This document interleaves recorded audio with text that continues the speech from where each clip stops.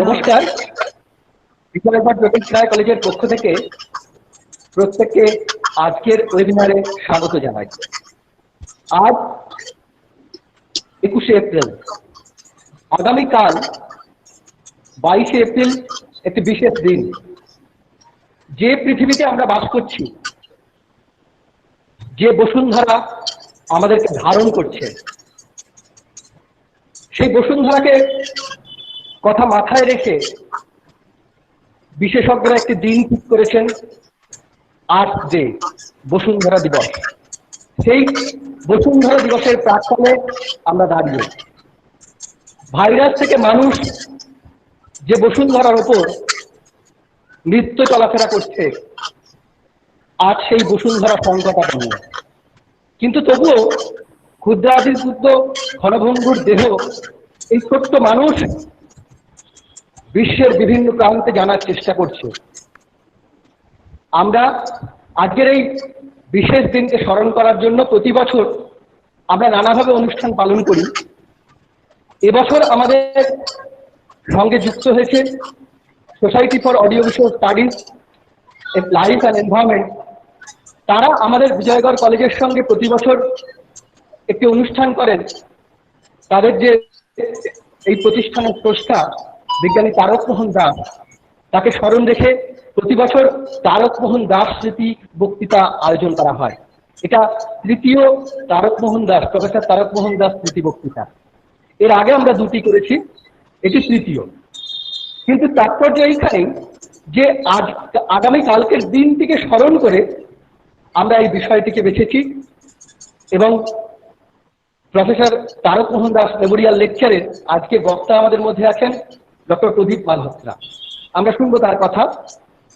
তার আগে আমরা আমাদের উদ্বোধন করবেন আমাদের অধ্যক্ষ হয়েছেন doctor Rajashree Niyogi, department of botany, department of environmental science, science innovation সেন্টারের উদ্যোগে এবং society for audio visual studies and life and এনভায়রনমেন্টের যৌথ প্রচেষ্টায় আমাদের এই উদ্যোগ। আমরা প্রদীপ জ্বালানোর কাজ আমাদের অধ্যক্ষ করবেন, কিন্তু সলতে পাকানোর কাজের মতো আমাদের পরিবেশ বিজ্ঞান বিভাগের প্রধান ডক্টর মৌভা ভট্টাচার্যকে অনুরোধ করব আজদের তাৎপর্য সংক্ষেপে ব্যাখ্যা করার জন্য।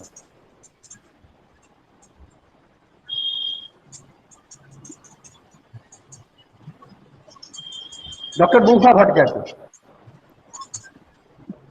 নমস্কার। আজকের দিনটি কেন 22শে এপ্রিলটা আমরা আজকে সবাই মিলে সেলিব্রেট করছি, সেটা কিভাবে এসে সেটা দু এক কথা একটু বলে দিই। বিশ্ব পরিবেশ রক্ষায় জনসমর্থন ও অঙ্গীকারকে বাস্তব রূপায়ণে সকলকে সচেতনা উদ্দেশ্যে প্রতি বছর 22শে এপ্রিল দিনটিকে আর্থ ডে বা ধরিত্রী দিবস হিসেবে বিশেষভাবে উদযাপিত করা হয়। সর্বপ্রথম 1970 খ্রিস্টাব্দে মার্কিন সেনেটর গেলার্ড নেলসনের উদ্যোগে ধরিত্রী দিবস পালনের সূচনা হয়। পরবর্তীকালে সারা বিশ্বের অধিকাংশ দেশ দিনটি নানাভাবে উদযাপনে প্রয়াসী হয়েছে। বর্তমানে প্রায় 190টির বেশি দেশে সরকারিভাবে দিনটি উদযাপিত হয়ে চলেছে। বিগত 50 বছরে ধরিত্রী দিবস পরিবেশ সচেতনতা ও রক্ষায় একটি গুরুত্বপূর্ণ ভূমিকা পালন করছে। জলবায়ু পরিবর্তনের কারণে কথা শোনা যাচ্ছে না, একটা মিউট করতে হবে। আচ্ছা বলছি অরবিন্দ স্যার, আপনি একটু মিউট করে শোনা যাচ্ছে না। আচ্ছা আচ্ছা, এই দিকে দেখো না, এদিকে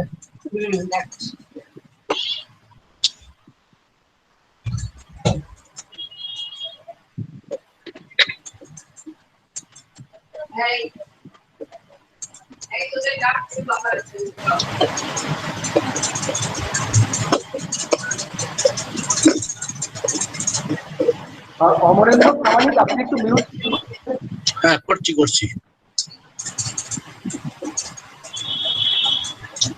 মিউটটা কোন দাও?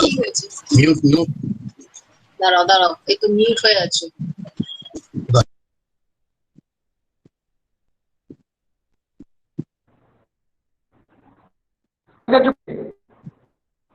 আমাকে অর্ণবদা প্রথম থেকেই বলবো হ্যাঁ, না হ্যাঁ। এখানে?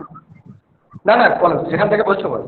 হ্যাঁ, বর্তমানে প্রায় 190টির বেশি দেশে সরকারিভাবে দিনটি উদযাপিত হয়ে চলেছে।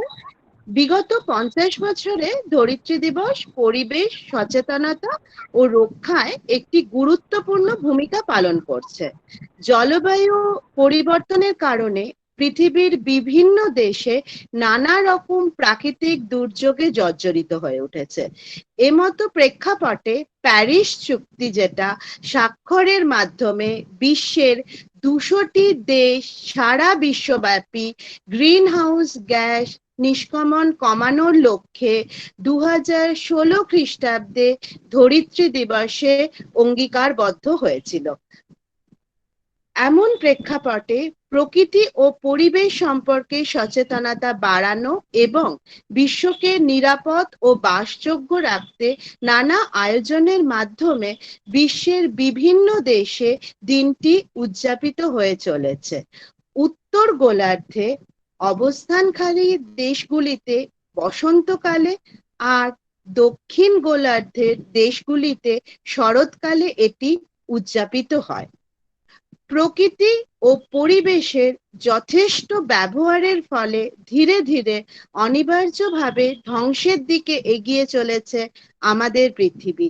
তার সঙ্গে মাটির ক্ষয়ক্ষতি, পরিবেশের ভারসাম্য সবকিছু নষ্টের দিকে এগিয়ে চলেছে। ভারতের উত্তরভাগ, মধ্য মহারাষ্ট্র, দক্ষিণ উপকূল, এইসব জায়গায় খরার প্রকোপ বহু অংশে বৃদ্ধি পেয়ে চলেছে। সেটা ছাড়া পৃথিবীর নানা দেশে নানাভাবে এই পরিবেশের অবক্ষয় ঘটে চলেছে। আজ আমাদের এই কর্মকাণ্ডের মাধ্যমে ধ্বংসের কিনারায় এসে আমরা ধীরে ধীরে দাঁড়াচ্ছি। তাই একজন দায়িত্বশীল নাগরিক ও পরিবেশবিদ হিসেবে সকলের কাছে আবেদন, আসুন আমরা শপথ নিই ভবিষ্যৎ প্রজন্মকে সুন্দর বাসযোগ্য বসুন্ধরা উপহার দেওয়ার স্বার্থে আমরা প্রত্যেকে পরিবেশ রক্ষার প্রাথমিক শর্তাবলী পালনে যত্নবান হব। নমস্কার, অর্ণবদা। ধন্যবাদ মৌহাচার্যকে। আমরা বসুন্ধরা দিবসের কথা শুনলাম। আগেই বলেছি, professor Tarak Mohan Das Memorial lecture আমরা এই দিনটিতে উদযাপন করছি।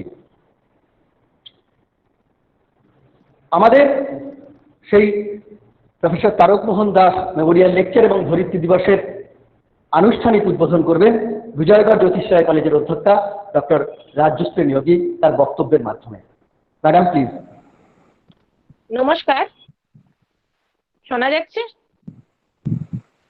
হ্যাঁ ম্যাডাম। হ্যাঁ, শুভ সন্ধ্যা। প্রথমেই বিজয়গড় জ্যোতিষ রায় কলেজের পক্ষ থেকে, সকলের পক্ষ থেকে আমাদের আজকের অতিথি বক্তা ডক্টর প্রদীপ মালহোত্রাকে জানাই সাদর অভ্যর্থনা। এই অনলাইন প্ল্যাটফর্মেই জানাই সাদর অভ্যর্থনা। এমন একটা দিনের পরিপ্রেক্ষিতে অভ্যর্থনা জানাই, বড় করুণ সেই দিন। সেটা হচ্ছে 22শে এপ্রিল আমাদের ধরিত্রী দিবস। আমরা 21শে এপ্রিল সেটা উদযাপন করছি, কিন্তু পরিপ্রেক্ষিতটা আমাদের বড়ই করুণ। কারণ এখন আমরা এটা কলেজে আমরা ফিজিক্যালি করতে পারতাম বা করি প্রতি বছর, গত বছরও এটা আমাদের কলেজেই হয়েছিল। কিন্তু এখন একটা ছোট্ট ফোনের মাধ্যমে এই পৃথিবীতে এই ভয়ঙ্কর মহামারীর জন্য এই ছোট্ট ফোনের মাধ্যমে ছোট্ট ছোট্ট বিন্দু বিন্দু করে আপনাদের উপস্থিতির মধ্যে দিয়ে এটা আমরা উদযাপিত করবার একটা প্রচেষ্টা চালাচ্ছি। বলতে পারেন একটা সচেতনতা বৃদ্ধি করার একটা ক্ষুদ্র প্রচেষ্টা। কতদূর সফল হবে জানি না, একটা প্রচেষ্টার উদ্দেশ্যে এই বক্তব্যের আয়োজন। এবং যেটা শুনলাম, যেটা উনি বললেন আমার আগে, পরিবেশ বিভাগের এইচওডি ডক্টর মহুয়া ভট্টাচার্য, যে এটার যৌক্তিকতা, কেন এই দিবসটিকে আমরা উদযাপন করছি। এইরকম ধরিত্রী দিবসের মতন আমাদের পরিবেশ দিবসও আছে 5 জুন, আমরা প্রতি বছরই উদযাপন করি। এবং গত কিছু বছর থেকে এই দিবসগুলি উদযাপন করা হয় মূলত সচেতনতা বৃদ্ধির জন্য। কিন্তু আমার সবসময় যেন কোথাও মনে হয় যে আমরা যে ধরিত্রীতে বাস করি, যে পরিবেশের মধ্যে বাস করি, বড় নির্মম আমরা। এই মানুষ জাতিটা বড় নির্মম। আমরা সব সময় সর্বদা যেন প্রকৃতির বিরুদ্ধে যেতেই পছন্দ করি। কিভাবে প্রকৃতিকে ধ্বংস বিধ্বংস, মানে কিভাবে যে এটাকে ইউজ করে নষ্ট করে ফেলা যায়, আমরা যেন তার একটা প্রকৃষ্ট উদাহরণ। মানে আমার যেন নিজের উপরেই একটা ঘেন্না ধরে গেছে যে কিভাবে আমরা প্রকৃতিকে প্রত্যেক দিন অহরহ নষ্ট করে চলছি। এবং প্রত্যেক ক্রিয়ার যেমন প্রতিক্রিয়া থাকে, সেই রকম পরিবেশেরও একটা আমরা যে ক্রিয়াটা করছি পরিবেশের ওপরে, তার প্রতিক্রিয়া স্বরূপ পরিবেশ আমাদের ওপর প্রতিশোধ নিচ্ছে। এবং আজকে আমরা সেই বলতে পারেন সেই জন্যই হয়তো কোথাও আমরা এই ভয়ঙ্কর একটা বিপদের মুখোমুখি, ভয়ঙ্কর একটা মহামারীর মুখোমুখি। আমরা এখন জীবন মরণের একটা ক্ষুদ্র সীমায় দাঁড়িয়ে আছি, শুধুমাত্র পরিবেশহীনতার জন্য, পরিবেশ সচেতনতার অভাবের জন্য, আমাদের চিন্তা ভাবনাহীনতার জন্য আমরা কোথায় একটা খাদের কিনারায় দিনের দিন চলে যাচ্ছি। আমার ধারণা খাদের কিনারায় চলে যাচ্ছি বলার থেকেও আমরা অলমোস্ট খাদে পড়ে গেছি। তো আমাদের এই যে জেনারেশনটা আমাদের পরে ওয়েট করছে, আমাদের কলেজে যে সমস্ত ছেলেমেয়েরা এখন ভর্তি হয়েছে, তাদেরকে সচেতন করা, তাদেরকে বলা, তার সঙ্গে নিজেদেরকেও সচেতন করা যে কোথাও একটু ঘুরে দাঁড়া বাপু, কোথাও একটু বোঝ, এই পরিবেশ সম্পর্কে একটু বোঝ। একটা প্লাস্টিক প্যাকেট জড়িয়ে একটা চিপসের প্যাকেট খেয়ে রাস্তায় ফেলার আগে দুবার ভাব। একটা প্লাস্টিকের বোতলে কোল্ড ড্রিঙ্কস খেয়ে রাস্তায় ফেলার আগে দুবার চিন্তা কর যে কোথাও গিয়ে এটা পরিবেশে প্রবলেম সৃষ্টি করবে, কোথাও গিয়ে একটা বাধা সৃষ্টি করবে, সেটা ভবিষ্যতে তোরই প্রবলেম হবে। কোথাও একটা ভাব, কোথাও একটু সচেতন হ। এই উদ্দেশ্যেই এই আয়োজন। এবং অনেক ধন্যবাদ জানাই society for audio visual studies and life and environmental science, সীমাদিকে বিশেষ করে। সীমাদির সঙ্গে আমি খুবই পরিচিত, সীমাদি অলমোস্ট আমাদের ঘরের মানুষ, এবং তিনি প্রতি বছর এই লেকচারটি আমাদের কলেজে আয়োজন করার জন্য আমাদেরকে যথেষ্ট, আমরা we are feeling honoured to organise this lecture in our college. This is third time, এবং অসংখ্য ধন্যবাদ জানাই এটি আরেকবার আমাদের কলেজে অর্গানাইজ করার। এবং যে বিষয় আজকে বলবেন উনি, সেটাও ভীষণ ভীষণ ইন্টারেস্টিং এবং খুবই আনন্দদায়ক হবে। তবে তারও আগে আমি বলবো, যে সমস্ত ছেলেমেয়েরা এখানে উপস্থিত আছো, তারা একটু সচেতন এখনো হও, এখনো ফিরে পেতে পারো তোমাদের এই পরিবেশ, এখনো ফিরে পেতে পারো তোমাদের এই ধরিত্রীকে। একটু জানো, একটু ধরিত্রীকে, একটু তাদেরকে সম্মান করো, একটু পরিবেশকে বাঁচাও। আমরাও তোমাদের সঙ্গে আছি, আশা করছি যে তোমাদের ভালো লাগবে। এবং আরো একবার বিজয়গড় জ্যোতিষ রায় কলেজের পক্ষ থেকে সকলকে, সমস্ত উদ্যোক্তাকে যারা এরা যেটি অর্গানাইজ করেছে, এবং সকলকে আরো একবার স্বাগত জানাই, শুভ সন্ধ্যা জানাই, এবং সকলকে বলি ভালো থাকবেন। কোনোভাবে এই মহামারীটা পার করতেই হবে। সবাই সাবধানে থাকবেন, ভালো থাকবেন, আনন্দে থাকবেন। ধন্যবাদ ম্যাডাম। বিপন্ন বসুন্ধরা, আমরা নানাভাবে তা বুঝতে পারছি, কিন্তু তবুও মানুষের অভিযান, সুদূর আন্টার্কটিকায় চলে যাচ্ছেন কেউ, অভিযান করছেন, আমরা সেই সব শুনবো তার গল্প। বিজ্ঞানী তারক মোহন দাসের কথা অনেকেই জানেন, আবার আমাদের নতুন ছাত্রছাত্রী যারা আছেন তাদের অনেকেই জানেন না তার কথা।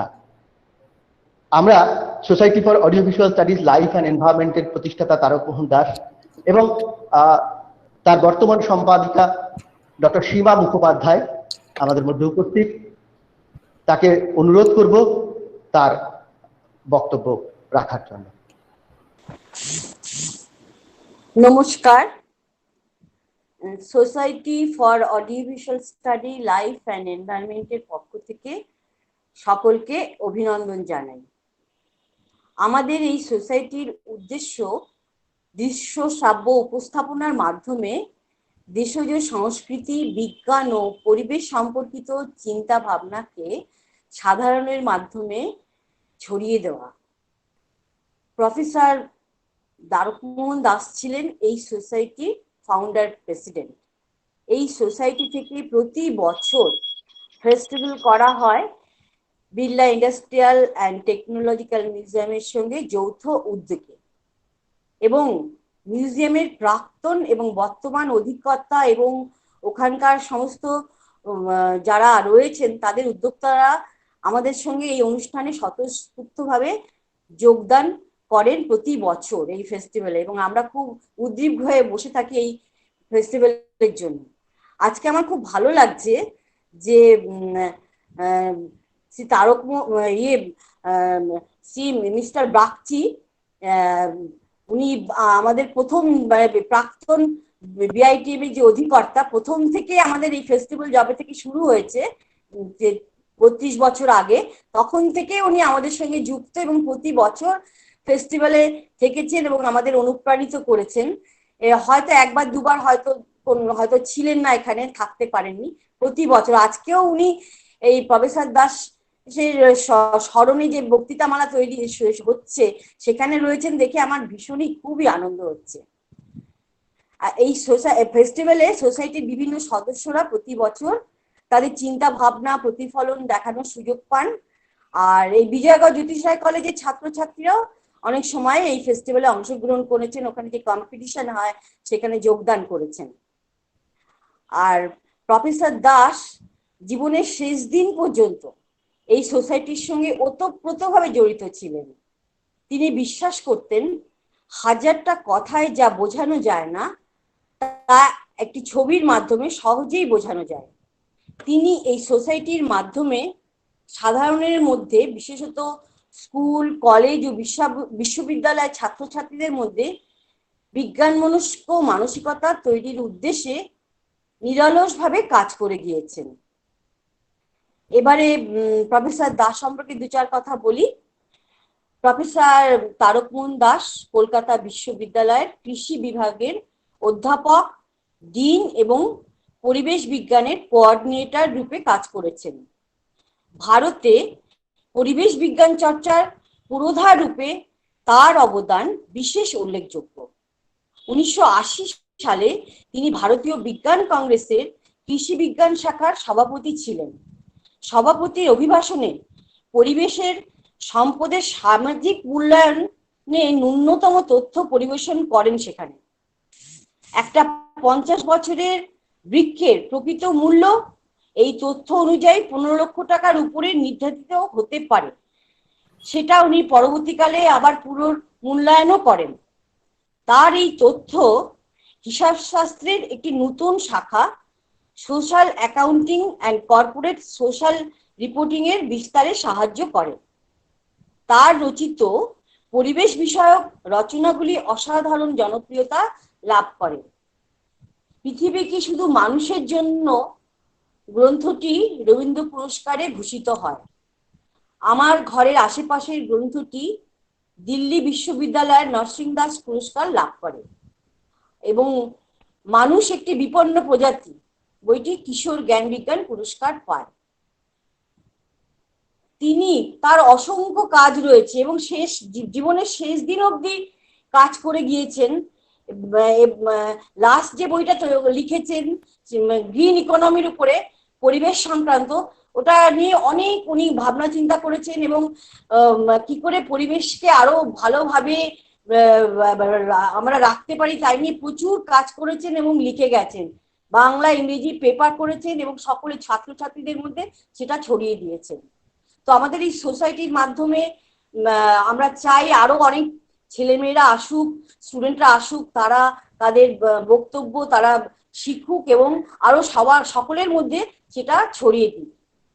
প্রফেসর দাস শিক্ষকতা ও গবেষণামূলক কাজ করার সঙ্গে সাধারণের মধ্যে বিজ্ঞান প্রচারের কাজটা আসলে নিরলসভাবে করে গিয়েছেন। প্রকৃতি ও পরিবেশ সম্পর্কে মানুষকে সারা জীবন সচেতন করে গিয়েছেন। তার জীবনাবসান ঘটে 23শে মার্চ 2017 সালে 94 বছর বয়সে। বিজয়গড় জ্যোতিষ রায় কলেজের উদ্যোক্তাদের, বিশেষ করে আমি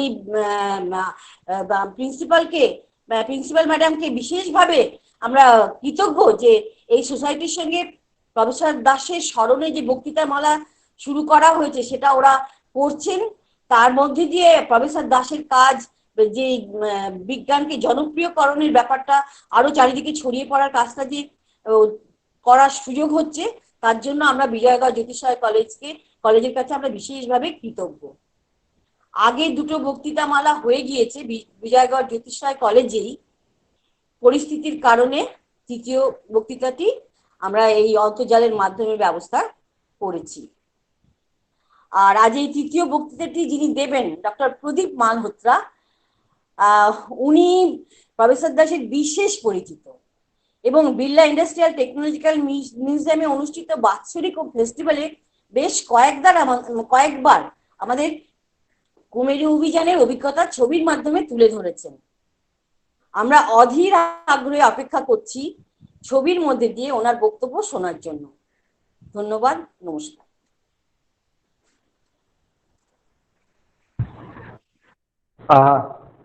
ধন্যবাদ doctor Seema মুখোপাধ্যায়কে।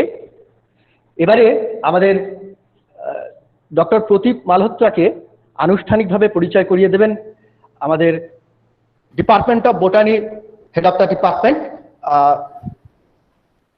Doctor Urmi Roy. Thank you Arnab, আমাকে এই সুযোগটা দেওয়ার জন্য। Doctor Pradip Malhotra was born, brought up and educated and stayed for the most of his life in West Bengal.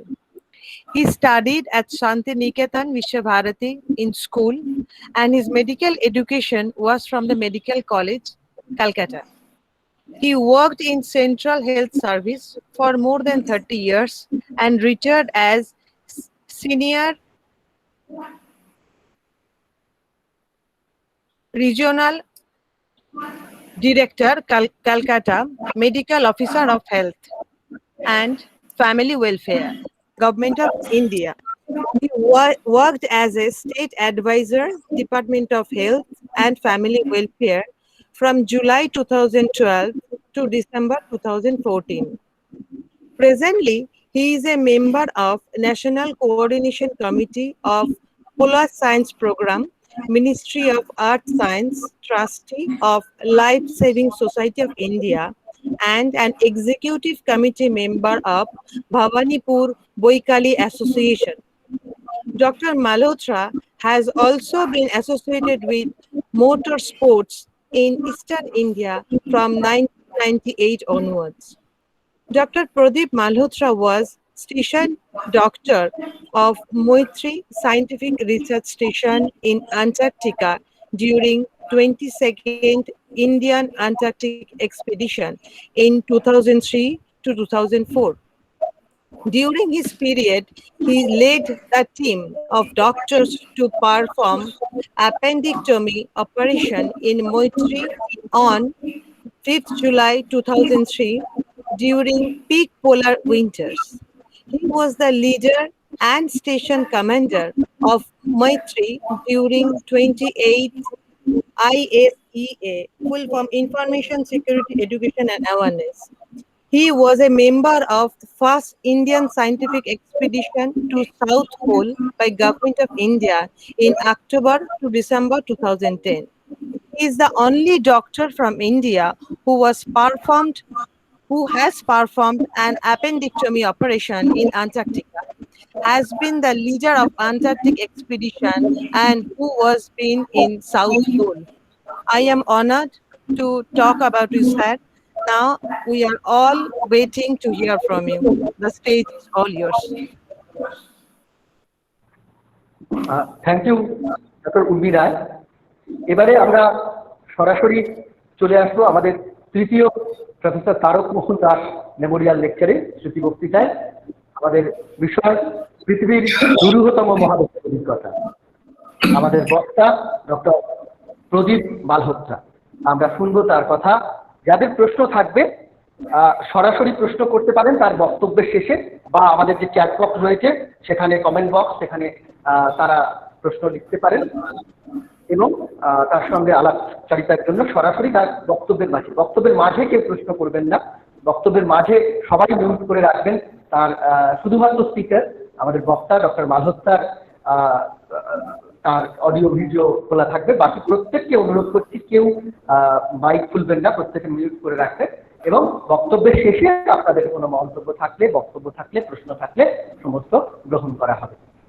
আমরা অনুরোধ করব ডক্টর মালহোত্রাকে, আমরা সবাই অপেক্ষা করছি অধীর আগ্রহে তার বক্তব্য শোনার জন্য। ডক্টর মালহোত্রা। নমস্কার,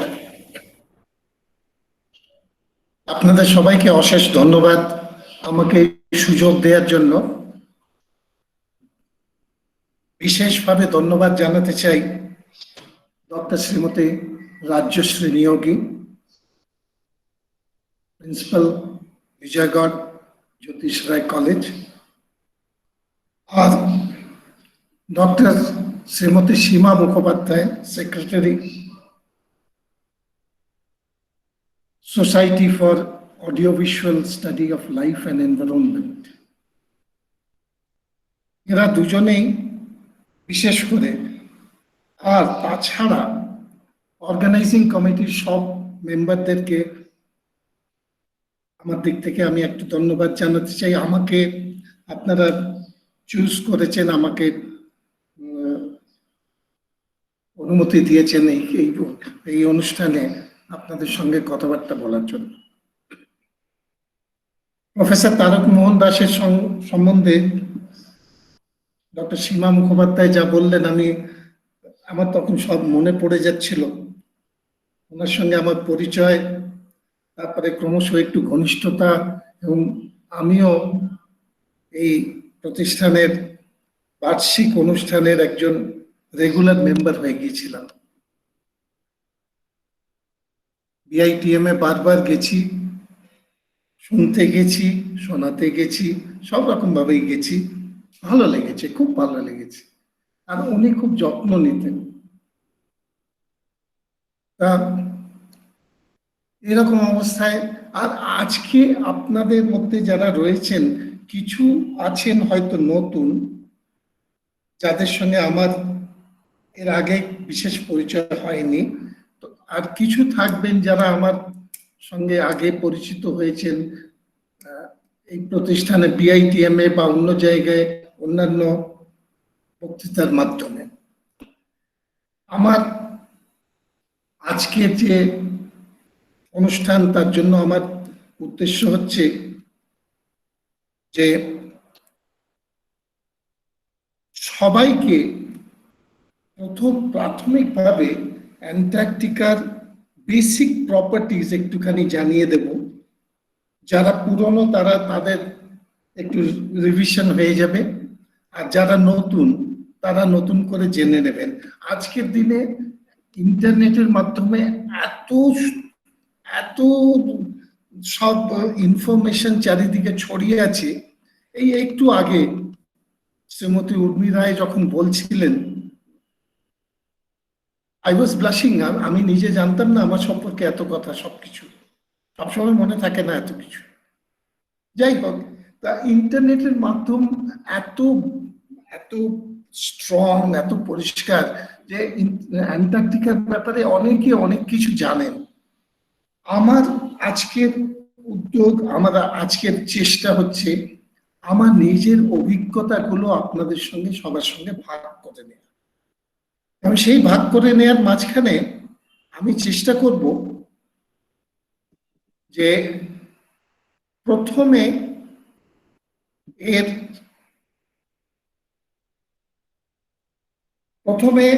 এই আমার অনুভব, আমার অভিজ্ঞতার কিছু সাধারণ পয়েন্টস, কিছু জেনারেল পয়েন্টস আপনাদের সঙ্গে শেয়ার করব। যেমন অ্যান্টার্কটিকা কি, এই নিয়ে সবাই অনেকে অনেক সময় জিজ্ঞেস করেছেন।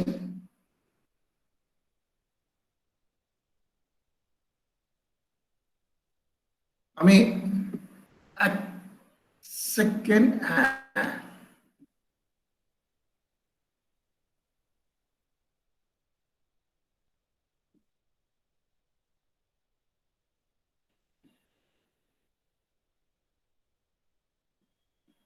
ইয়েস,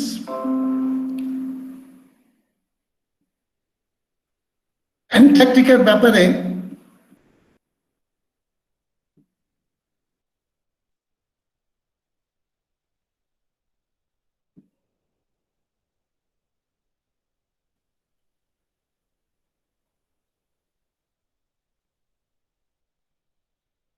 মাফ করবেন, ওই প্রেজেন্টেশনটা তুলতে একটু সময় লেগে গেল। আশা করি আপনারা এখন সব দেখতে পাচ্ছেন। আমি যে প্রেজেন্টেশনটা একটুখানি দেব, আমি ব্যাকগ্রাউন্ডেই কথা বলবো, যদি প্রয়োজন হয় পরে আবার আপনাদের সঙ্গে কথা বলবো সবার শেষে। আর যদি প্রশ্ন কিছু থাকে চ্যাট বক্সে লিখে দিতে পারেন, কিংবা সবার শেষে আমাকে জিজ্ঞেস করতে পারেন। আজকে 22শে এপ্রিল, কালকে 22শে এপ্রিল, আজকে তার প্রাক্কালে সন্ধ্যায় সান্ধ্য অনুষ্ঠানে আমরা একটু আলোচনা করব কিভাবে আমরা আমাদের এই ধরিত্রীকে দূষণ মুক্ত রাখতে পারি, ভালোভাবে রাখতে পারি। সেটার জন্য আমাকে অনেক সময় অনেকে জিজ্ঞেস করতেন, এই অ্যান্টার্কটিকা যাচ্ছ, অ্যান্টার্কটিকা কি, অ্যান্টার্কটিকা কেন যাচ্ছ? আমি দেখলাম এটাই সবচেয়ে ভালো।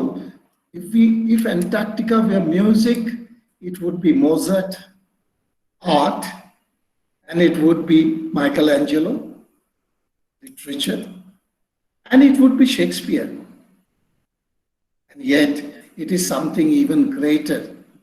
The only place on earth that is still as it should be. May we never tame it. এই কথাটি ভীষণ দরকারি। আমরা আমাদের জীবনধারা, আমাদের নানান ব্যস্ততার মধ্যে, নানান দোষ গুণের মধ্যে দিয়ে পৃথিবীর দূষণে যোগ দিয়ে চলেছি। May we never tame it, and the only place the earth should be that in a way that it should be, যেরকম থাকা উচিত সেরকমই থাকতে হবে। তাহলেই আমাদের আজকের দিনের যে restore our planet, restore the earth, এই স্লোগানটা, এই চেষ্টাটা সফল হবে।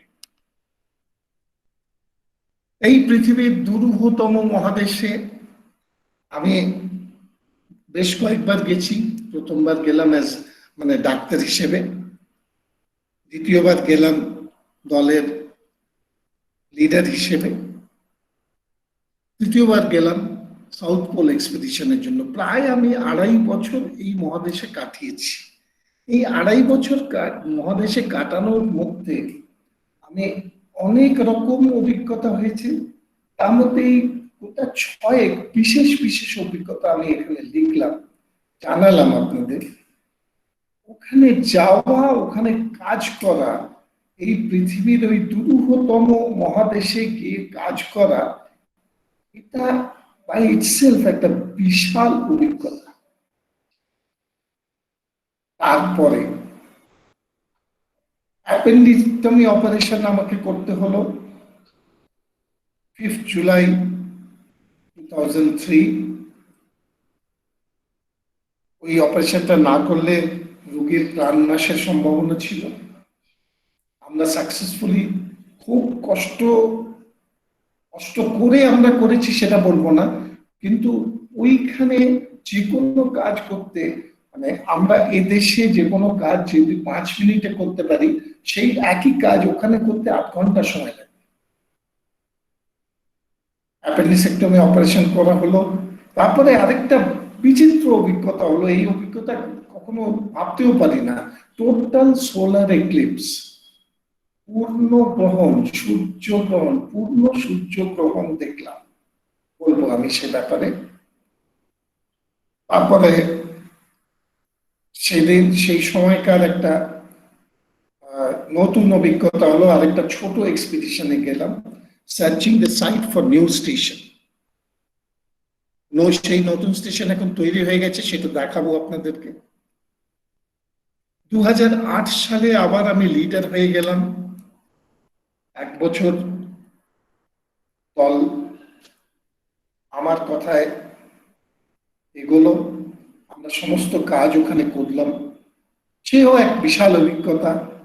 আর সবচেয়ে বড় অভিজ্ঞতা আমার হলো যখন আমি সাউথ পোল এক্সপিডিশনে গেলাম 2010 সালের অক্টোবর মাসে। এই অভিজ্ঞতাগুলো আপনাদের সঙ্গে আমি একটু একটু করে শেয়ার করবো। সবকটা একসঙ্গে করা যায় না, তবে আমি যেটা চেষ্টা করব সেটা হচ্ছে বিশেষ কিছু অভিজ্ঞতা আপনাদের সঙ্গে বিশদভাবে শেয়ার করব, বাদ বাকিটা পরে হতে থাকবে। এই মহাদেশের বিশেষ কতগুলো মানে ব্যাপার আছে, অন্যান্য পৃথিবীর অন্যান্য জায়গার থেকে একেবারে আলাদা। এই মহাদেশকে অনেক অ্যাডজেক্টিভস দেওয়া হয়, বিশেষণ। এটি নানান রকম বিশেষণে সাজানো আছে। এই মহাদেশকে প্রথমে দেখা হয় 1820-21 সালে। আমরা কিন্তু ওখানে পা রাখতে পারিনি, মানুষ ওখানে পৌঁছতে পারেনি, শুধু দেখতে পেয়েছিল একটা ঝাপসা ভাবে কিছু একটা আছে ওখানে এরকম।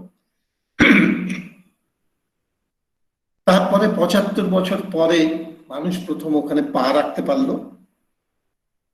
এই ম্যাপটাকে দেখুন, এই পুরো হচ্ছে অ্যান্টার্কটিকা, আর এই মাঝখান দিয়ে ট্রান্স অ্যান্টার্কটিক মাউন্টেন্স, এটাকে দুভাগে ভাগ করেছে, ইস্ট অ্যান্টার্কটিকা আর এটা হচ্ছে ওয়েস্ট অ্যান্টার্কটিকা। ওয়েস্ট অ্যান্টার্কটিকা সেটাও ভীষণ ঠান্ডা, ভীষণ কষ্টকর জায়গা, দুরূহ জায়গা, কিন্তু কম্পারেটিভলি তুলনামূলকভাবে ওয়েস্ট অ্যান্টার্কটিকা ইস্টের চেয়ে সহজ। ইস্ট অ্যান্টার্কটিকা হচ্ছে সবচেয়ে দুরূহ জায়গা, আর এখানেই আমাদের এইরকম জায়গায় আমাদের মেট্রি স্টেশনটা আছে, এই একেবারে উপরে তলা। এই থেকে একটু খেয়াল রাখবেন, জাস্ট এরপরে নানান ভাবে আসবো আমরা। এই মহাদেশের আয়তন হচ্ছে 14 মিলিয়ন স্কোয়ার কিলোমিটার, এন্ড পুরো মহাদেশটি বরফ দিয়ে ঢাকা, শুধু 2.4% বরফ দিয়ে ঢাকা নয়। আরো কিছু বিশেষণের, এবার কিছু বিশেষণের দিকে এগোই। এই মহাদেশটি হাইয়েস্ট, এর average height 2.4 kilometre above sea level. এই মহাদেশটি ড্রাইয়েস্ট, এত বরফ আছে কিন্তু এই মহাদেশটি ড্রাইয়েস্ট। বলা হয় যে সাউথ পোলে প্রত্যেক বছর সাউথ পোলে সাহারা ডেজার্টের মতন জল পড়ে, প্রেসিপিটেট করে, তার বেশি নয়।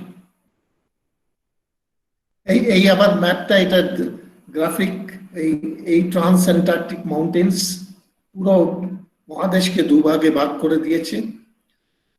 আর এবারে একটি খুব ইম্পর্টেন্ট বিশেষণ, কোল্ডেস্ট, শীতলতম মহাদেশ। এর আগে পর্যন্ত এটা ছিল যে উইদাউট উইন্ড চিল -89 ডিগ্রি সেলসিয়াস টেম্পারেচার দেখা গেছে ভস্টক স্টেশনে। এটা হচ্ছে ভস্টক স্টেশন। তা এখন আমাদের স্যাটেলাইট অনেক সক্ষম, অনেক ভালো ভালো অনেক কিছু ওরা জানাতে পারে যেটা আমরা আগে জানতাম না।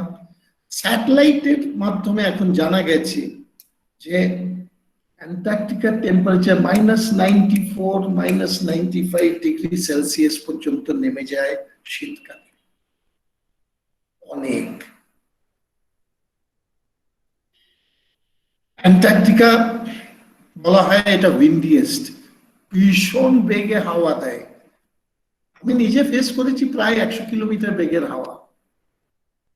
রোজ সন্ধ্যাবেলা ওই সাউথ ইস্ট সেক্টর থেকে হাওয়া নিচের দিকে আসে, ক্যাটাবেটিক উইন্ড বলা হয়, up to 300 kilometre per hour তার স্পিড হতে পারে। অ্যান্টার্কটিকাকে বলা হয় এমটিএস্ট। এমটিএস মানে এখানে কিছু নেই, কিছু পেঙ্গুইন, কিছু স্কুয়া, কিছু স্নো পেট্রলস, এরা সব আসে, এরা সব গ্রীষ্মকালে আসে, শীতকালে আবার পালিয়ে যায়। মস অ্যালগি থাকে, সেও আবার গ্রীষ্মকালে ফুলে ওঠে, জীবিত হয়ে ওঠে বলতে গেলে, আর শীতকালে শুকিয়ে যায়, পড়ে থাকে, হাইবারনেট করে। আর এই সবের মধ্যে একটি মাত্র প্রাণী আছে যে ওখানে সারা বছর থাকে, একটি মাত্র স্পিসিস, সে হচ্ছে পেঙ্গুইনের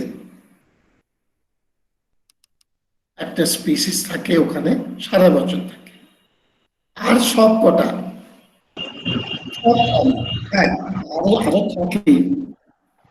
এই কিছু মানুষ থাকে, এই আমাদের মতন প্রায় 4,000 লোক থাকে গরমকালে, আর 1,000 লোক থাকে শীতকালে। শীতকালে মাত্র 1,000 লোক থাকে। এই trans Antarctic mountain, eastern Antarctica, western Antarctica, এর দূরত্ব সাউথ আফ্রিকা থেকে 4,000 কিলোমিটার, অস্ট্রেলিয়া হোবার্ট থেকে 2,500 কিলোমিটার, আর চিলি থেকে 965 কিলোমিটার।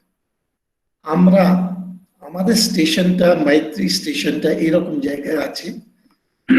তাই আমাদের এক্সপিডিশনটা কেপ টাউন থেকে স্টার্ট হয়, সাউথ আফ্রিকা।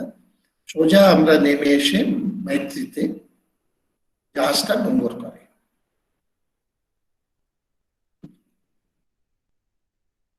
এরপরে আমরা আরেকটা বিশেষণ নিয়ে কথা বলবো, এটাকে বলা হয় পালসেটিং কন্টিনেন্ট। পালসেটিং কন্টিনেন্ট বলার কারণ হচ্ছে গ্রীষ্মকালে এর আয়তন এইরকম থাকে, এই যে ডিপ কালার সামার টাইমে। আর শীতকালে ইন সেপ্টেম্বর, এখানে শীতকালের ম্যাক্সিমাম, তখন এর আয়তন দ্বিগুণ হয়ে যায়। 14 মিলিয়ন স্কোয়ার কিলোমিটার তা হয়ে যাচ্ছে 28 মিলিয়ন স্কোয়ার কিলোমিটার। কারণ ওই শীতে আশেপাশের সমুদ্রের বরফ, জলটা বরফ হয়ে জমে যায় চারপাশে। সেই জন্য এই যে বাড়ছে কমছে প্রত্যেক বছর, তার জন্য বলা হয় পালসেটিং কান্ট্রি। এছাড়া এই মহাদেশের একটা ক্যারেক্টারিস্টিক হচ্ছে, আগে এখানে সব অ্যাডভেঞ্চারাররা যেত, পরে সায়েন্স আরম্ভ হয়। সায়েন্টিস্টরা দেখেছে ক্রমশ যে অ্যান্টার্কটিকার যে আবহাওয়া, এর যে টেরেন ও মানে ভূমির যে, আর এর যে টেম্পারেচার, টেরেন, টেম্পারেচার আর ক্লাইমেট, তার সঙ্গে মিলে যায় ডিগ্রি অফ আইসোলেশন। মানে এই যে চুপ করে একা একা বসে থাকতে হবে দিনের পর দিন, মাসের পর মাস, হ্যাঁ, আর তখন নিজেকে ব্যস্ত রাখার চেষ্টা করতে হবে। তখন অধৈর্য হলে চলবে না, ছটফট করলে চলবে না, কোনো লাভ হবে না। এইগুলো খুব ক্লোজলি যাচ্ছে, খুব কাছাকাছি যায় লং ডিস্টেন্স স্পেস ফ্লাইটের কাছাকাছি একেবারে। মানে এটা বেশিরভাগ দেশে, নানান দেশে, জাপানে, ইউএসএ, ইউকে, সব জায়গায় এইটা হচ্ছে long distance, long term space ফ্লাইটের এখানে ট্রেনিং দেওয়া হয় অনেক সময়, for two cope up with isolation. ওই যে আইসোলেশন স্পেস ফ্লাইটের আর তো কেউ নেই, ওই 3জন 4জন যা আছে, যে কজন আছে, এবং তাদের ওই আইসোলেশনের ট্রেনিংটা এখান থেকে হয়ে যায়। এবার আসুন অ্যান্টার্কটিকা ইতিহাস জেনে নেওয়া যাক। অ্যান্টার্কটিকার ইতিহাস, আমি খুব পুরনো ইতিহাসে যাচ্ছি। আজকে আমি সুযোগ পেয়েছি, এখানে কিছু ছাত্র থাকবেন আশা করছি, আর কিছু লোকে থাকবেন যারা আগে আমার সঙ্গে পরিচিত বেশি নন। যাই হোক, এইটা অ্যান্টার্কটিকা প্রায় 200 মিলিয়ন ইয়ার্স আগে, Antarctica, south America, south Africa, Madagascar, India, Australia সব একসঙ্গে ছিল। বিষুবরেখার তলায় দক্ষিণ দিকে এইগুলো ছিল, এদের নাম ছিল গোন্ডওয়ানা ল্যান্ড। আমি আপনাদেরকে সেই ব্যাপার, সেই ঘটনাটা দেখাবার চেষ্টা করছি যে গোন্ডওয়ানা ল্যান্ড আর তলায় ছিল গোন্ডওয়ানা ল্যান্ড, এই বিষুব রেখা এর তলায় এটা হচ্ছে গোন্ডওয়ানা ল্যান্ড, আর ওপরেরটা হচ্ছে ইউরেশিয়া। এবার পৃথিবী তো ঘুরছে চারপাশে, ঘুরেই চলেছে। এই ঘোরার ফলে তখন দুটো জিনিস হয়, সেন্ট্রিপিটাল এন্ড সেন্ট্রিফিউগাল ফোর্স গুলো কাজ করে। এই ফোর্স গুলোর জন্য এই যে ভূমি, মানে টেকটনিক প্লেটস এগুলোকে বলা হয়, এই টেকটনিক প্লেট গুলো নড়াচড়া করতে আরম্ভ করলো, ঘুরতে আরম্ভ করলো। সেটা আমি এই গ্রাফিক্সে এতে দেখতে পাবেন আপনারা। আস্তে আস্তে আস্তে মহাদেশগুলো আলাদা হচ্ছে, মহাদেশগুলো আলাদা হয়ে অস্ট্রেলিয়া একদিকে চলে যাচ্ছে, সাউথ আফ্রিকা, সাউথ আমেরিকা আরেকদিকে, ম্যাডাগাস্কার, অ্যান্টার্কটিকা, ভারতবর্ষে ইন্ডিয়ান সাবকন্টিনেন্টাল প্লেটটা এবার উপরের দিকে গেল। এটা গিয়ে ওপরে এখানে গিয়ে ধাক্কা মারলো। এই যে ধাক্কা মারলো, এর ফলে কিন্তু আমাদের আজকের হিমালয় পর্বত শৃঙ্খলার সৃষ্টি হলো। এই হিমালয় তৈরি হলো, অ্যান্টার্কটিকার তলায় থেকে গেল, এপাশে Australia, Madagascar, south Africa, south America. এইভাবে আজকের গল্পটা এইখানে, কিন্তু আগে এক সময় এটা এইভাবে সব একসঙ্গে ছিল তলায়, গোন্ডওয়ানা ল্যান্ড বলা হতো। আশা করি আপনাদের জিনিসটা বোঝাতে পেরেছি আমি। সো এই লাস্ট অফ দ্য ল্যান্ডস এর আগে বুঝে যায়নি। এর আগে দেখা গেল যে অ্যান্টার্কটিকা 1895 সালে প্রথম পা রাখলাম। তারপরে প্রথম 100 বছর বলা হয় হিরোইক এরা, পরবর্তী পার্ট হচ্ছে সায়েন্টিফিক এরা। যখন অ্যান্টার্কটিকা যাওয়ার সুবিধা ছিল একমাত্র সায়েন্টিস্টদের, সায়েন্টিস্ট হলে ওখানে গিয়ে সায়েন্স করব, ওখানে গিয়ে একটা প্রজেক্ট করব, তাহলে অ্যান্টার্কটিকা যেতে পারবে, তা নাহলে যেতে পারবে না। কিন্তু গ্র্যাজুয়ালি এখন it is getting converted into এরা অফ ট্যুরিজম। এই নিয়ে অনেক বাক বিতণ্ডা আছে, কেউ পছন্দ করে কেউ করে না। যাই হোক, আমরা একটুখানি হিরোইক এরাকে নিয়ে কথা বলি, তা নাহলে খুব অবিচার করা হবে। এই হিরোইক এরা হচ্ছে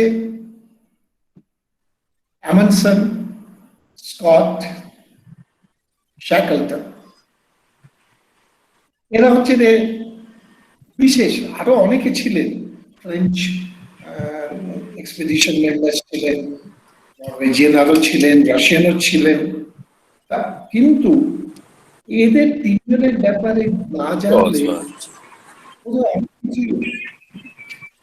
অজানা থেকে যায়। অ্যামন্ডসন নরওয়েজিয়ান এক্সপ্লোরার, উনি সবার আগে সাউথ পোলে পৌঁছেছিলেন ওনার team. Captain Scott, captain R F. Scott, ইনি প্রায় 40 দিন পরে পৌঁছতে পেরেছিলেন। গিয়ে দেখেন নরওয়ের ফ্ল্যাগ ওখানে রয়েছে, খুব হতাশ হয়ে পড়েন। যেটা ভেবেছিলেন যে উনি প্রথম হবেন সাউথ পোলে, দক্ষিণ মেরুতে পদার্পণ করার প্রথম মানুষ হবেন, সেটা হলো না। এবার তারা ফিরছিলেন যখন, তখন তুষার ঝড়ে পড়ে তারা এত মুশকিলে পড়েন, ওদের খাবার দাবার সব শেষ হয়ে যায়, তুষার ঝড় থামছে না। শেষকালে ওই 5 জনের টিম যেটা ছিল, 5 জনেই প্রাণ হারান। আর এই ব্যাপারটা, এই ঘটনাটা আমরা পরে জানতে পারি ওনার ডায়েরি থেকে। ক্যাপ্টেন স্কটের ডায়েরি পাওয়া যায়, সেখান থেকে জানা যায় যে এই ঘটনাটি ঘটেছে, এই বিরাট একটা দুর্ঘটনা ঘটে গেছে। এই হচ্ছে অ্যামানসন অ্যান্ড স্কট। আরেকজন দুঃসাহসিক এক্সপ্লোরার শ্যাকলটন। এই ছবিটি হচ্ছে ওনার জাহাজ এন্ডিওরেন্স। এই শ্যাকলটনের ব্যাপারে আমি খুব সংক্ষেপে বলছি। ওনার এক্সপিডিশনটাকে বলা হয় পৃথিবীর সবচেয়ে দুঃসাহসিক অভিযান। এই এন্ডিওরেন্সে করে ওরা যখন পৌঁছলেন, এন্ডিওরেন্স বরফের মাঝখানে আটকে গেল, আর এগোতে পারলো না। পুরো টিমটি তখন বরফের উপর নেমে গেল। ছবি আছে অনেক। ওরা ওখানেই থাকতে আরম্ভ করলো, ওখানেই খেলাধুলো করতো, নিজেদেরকে এনগেজ করে রাখতো। কিন্তু ওরা চোখের সামনে দেখলো ওই বরফটা কন্ট্রাক্ট করতে করতে জমতে জমতে আস্তে আস্তে এন্ডিওরেন্স কিভাবে একেবারে দুমড়ে মুচড়ে শেষ করে দিল। ওদের জাহাজটা চলে গেল। ঠিক আছে, ওরা ওই সিল মাছ ধরে আর খায়, কি কোনোভাবে সময় কাটাচ্ছে। হঠাৎ করে একদিন বিশাল একটা ঝড় এলো। ওরা ঘুমোচ্ছিল, দেখলো তলটা দুভাগে ভাগ হয়ে গেল। এক ভাগের বরফ সমুদ্রে ভেসে চলে গেল, আর এক ভাগ থেকে গেল। মানে এমনও হয়েছিল যে শুয়ে আছে, দেখলো তলা থেকে বরফটা সরে গেল। তা এইরকম ভাবে দুভাগে ভাগ হয়ে একদল ডাঙায় রইলো, একদল সমুদ্রে ভাসতে আরম্ভ করলো। ভাসতে ভাসতে ভাসতে ওরাও নিজেদেরকে সামলাচ্ছে, এরাও নিজেদেরকে সামলাচ্ছে। এর মাঝখানে তার চিফ ইঞ্জিনিয়ারের হার্ট অ্যাটাক হলো, কিন্তু তিনি হার্ট অ্যাটাক থেকে রক্ষাও পেলেন। আর এই দুটো দল 1 বছর ধরে কিভাবে যে বরফের উপর বেছে বেছে গেছে। আর 1 বছর পরে একটা আইল্যান্ডে গিয়ে, অ্যান্টার্কটিকার পাশে অনেকগুলো আইল্যান্ড আছে, তার মধ্যে একটা আইল্যান্ডে গিয়ে তারা মিট করলো। আবার দেখা গেল অনেক কিছু গেছে, অনেক কিছু হয়েছে এই 1 বছরে, কিন্তু দলের সব মেম্বাররা রয়েছে, কারোর প্রাণহানি হয়নি। শ্যাকলটনের সেই দুঃসাহসিক অভিযান আরো 1-2 মাস সময় লাগলো। ক্রমশ তারা রেস্কিউড হলো, তাদেরকে নিয়ে আসা হলো। সে মানে দুর্দান্ত এক গল্প শ্যাকলটনের অভিযান। তাই হিরোইক এরার পরে আমরা এলাম সায়েন্টিফিক এরাতে। অ্যান্টার্কটিকার ক্লাইমেট নিয়ে না বললেই নয়। এই ক্লাইমেট, অ্যান্টার্কটিকা যে এত ঠান্ডা, এত বরফ, এত কিছু, এটা হোয়াইট ডেজার্ট বলা হয়। এটাকে বলা হয় হোম অফ ব্লিজার্ডস। সমানে এখানে ঝড় চলছে, তুষার ঝড় অহরহ চলছে। আজকে ওটা নিয়ে একটু কথা বলবো। White desert and refrigerator of southern hemisphere. In fact সারা পৃথিবীর আবহাওয়া এই অ্যান্টার্কটিকা দিয়ে ইনফ্লুয়েন্সড হয়, affects the climate all the world over. এই একটা জিনিস আমি বলে দিই, অনেকে জানে অনেকে জানে না। হোয়াইট আউট আমরা সবাই দেখেছি, ব্ল্যাক আউট।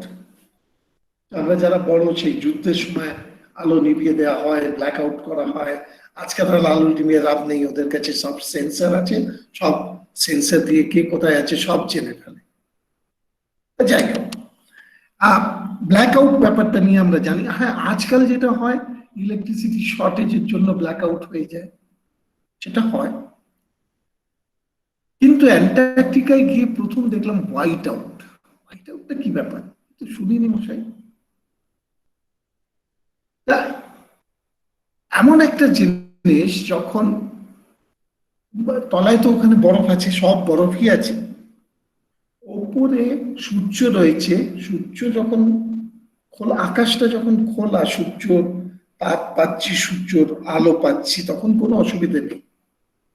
কিন্তু যখন মেঘলা হয়ে যায়, সূর্য ঢাকা পড়ে যায়, ওপরে সাদা মেঘ, অ্যান্টার্কটিকায় বিশেষ কালো মেঘ দেখা যায় না, ওখানে কখনো বৃষ্টি হয় না, বৃষ্টি খুব, মানে আমি কখনো দেখিনি। হ্যাঁ, ওপরে সাদা মেঘ সূর্যকে ঢেকে দিয়েছে, আর নিচে সাদা বরফ, চারিদিকে সাদার মধ্যে এনভেলপড হয়ে গেলাম। এখানে একটা গাছ নেই, একটা বাড়ি নেই, সোজা কোনটা উল্টো কোনটা কিছু বোঝা যায় না।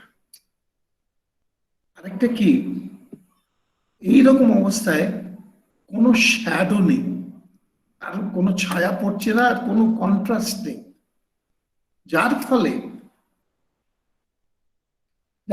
সিঁড়ি আছে, উঁচু আছে, নিচু আছে, এগুলো কিছু বোঝাই যায় না, কোনো মতেই বোঝা যায় না। আমার নিজের অভিজ্ঞতা, একবার বরফের মধ্যে আমরা কাজ করতে গেছি, সেদিন মেঘলা ছিল, হাঁটতে আরম্ভ করলাম, তারপরে কি হলো জানি না, মনে হলো পড়ে গেলাম।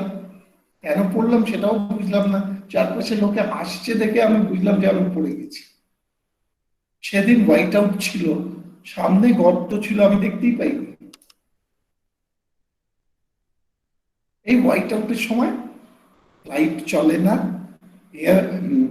পাইলটরা খুব সাবধান থাকে, কারণ ওরা ডেপথ বুঝতে পারে না, গিয়ে ধাক্কা খায়, হেলিকপ্টার কিংবা প্লেন নষ্ট হয়ে যায়। ব্লিজার্ড, তুষার ঝড়, ওই বেগে 300 কিলোমিটার/আওয়ার বেগে হাওয়া চলছে। এখানে আমি বলি 300 কিলোমিটার/আওয়ারের একটা আন্দাজ দিই। মনে আছে একটা বেশ একটা ঝড় হয়েছিল কলকাতা আশেপাশে, আয়লা বলল, আয়লা নামে। আয়লার গতিবেগ ছিল 80 থেকে 90 কিলোমিটার/আওয়ার।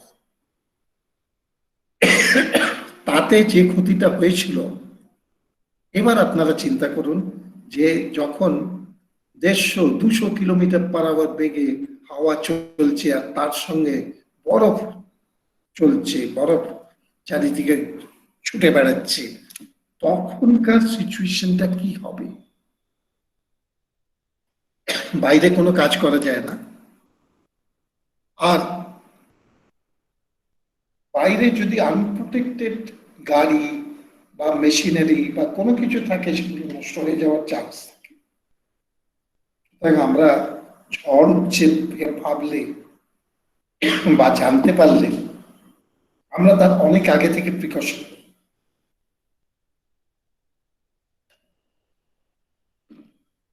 আগে অতটা বুঝতে পারতাম না, কিন্তু আজকাল স্যাটেলাইটের দৌলতে আমরা একটু আগে থেকেই খবর পেয়ে যাই যে হয়তো আজকে দুপুরের দিকে ঝড় হবে, সকাল থেকে সব জায়গায় প্রোটেকশন নিয়ে রাখে।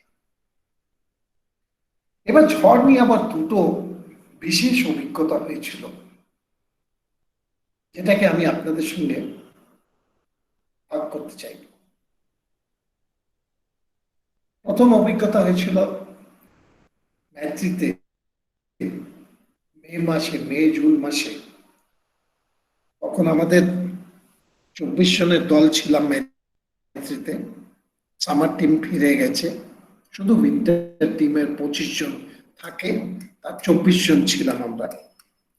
আর তারও অর্ধেক চলে গেছে বাইরে কাজে, আর আমরা প্রায় 12 জনের মতন আছি, স্টেশন সামলাচ্ছি। ঝড় আরম্ভ হলো, তুষার ঝড়, যাকে বলে ব্লিজার্ড। আমি এখানে একটা ছবি দেওয়ার চেষ্টা করেছি। আসলে তুষার ঝড়ের ছবি তো বোঝাই যায় না, দেখাই যায় না। এই ঝড়ের সময় ভিজিবিলিটি ভীষণ কমে যায়। আমার তখন প্রথমবার অ্যান্টার্কটিকা সফর। প্রথম রাত্রে পুরো স্টেশনটা থরথর থরথর করে কাঁপছে। আমাদের সারা রাত্রি ঘুম হলো না, ভয় পাচ্ছিলাম এই তো উড়ে চলে যাবে মনে হচ্ছে। যাই হোক, স্টেশনটা টিকে রইল, দাঁড়িয়ে রইল, গেল না কোথাও। তখন 2 দিন পরে 3 দিন পরে দেখি কি অদ্ভুত ব্যাপার, এই যে 3 দিন মানে প্রায় 72 ঘন্টা হয়ে গেল, সমান বেগে হাওয়া চলছে। মাঝে মাঝে একটা গাছটা সে আরো অনেক জোর বেড়ে যায়, আর সমান বেগে সমানভাবে বরফ ঘুরে বেড়াচ্ছে চারিদিকে। এত বরফ আসছে কোত্থেকে, এত হাওয়া, এত বরফ, কি কাণ্ড চলছে।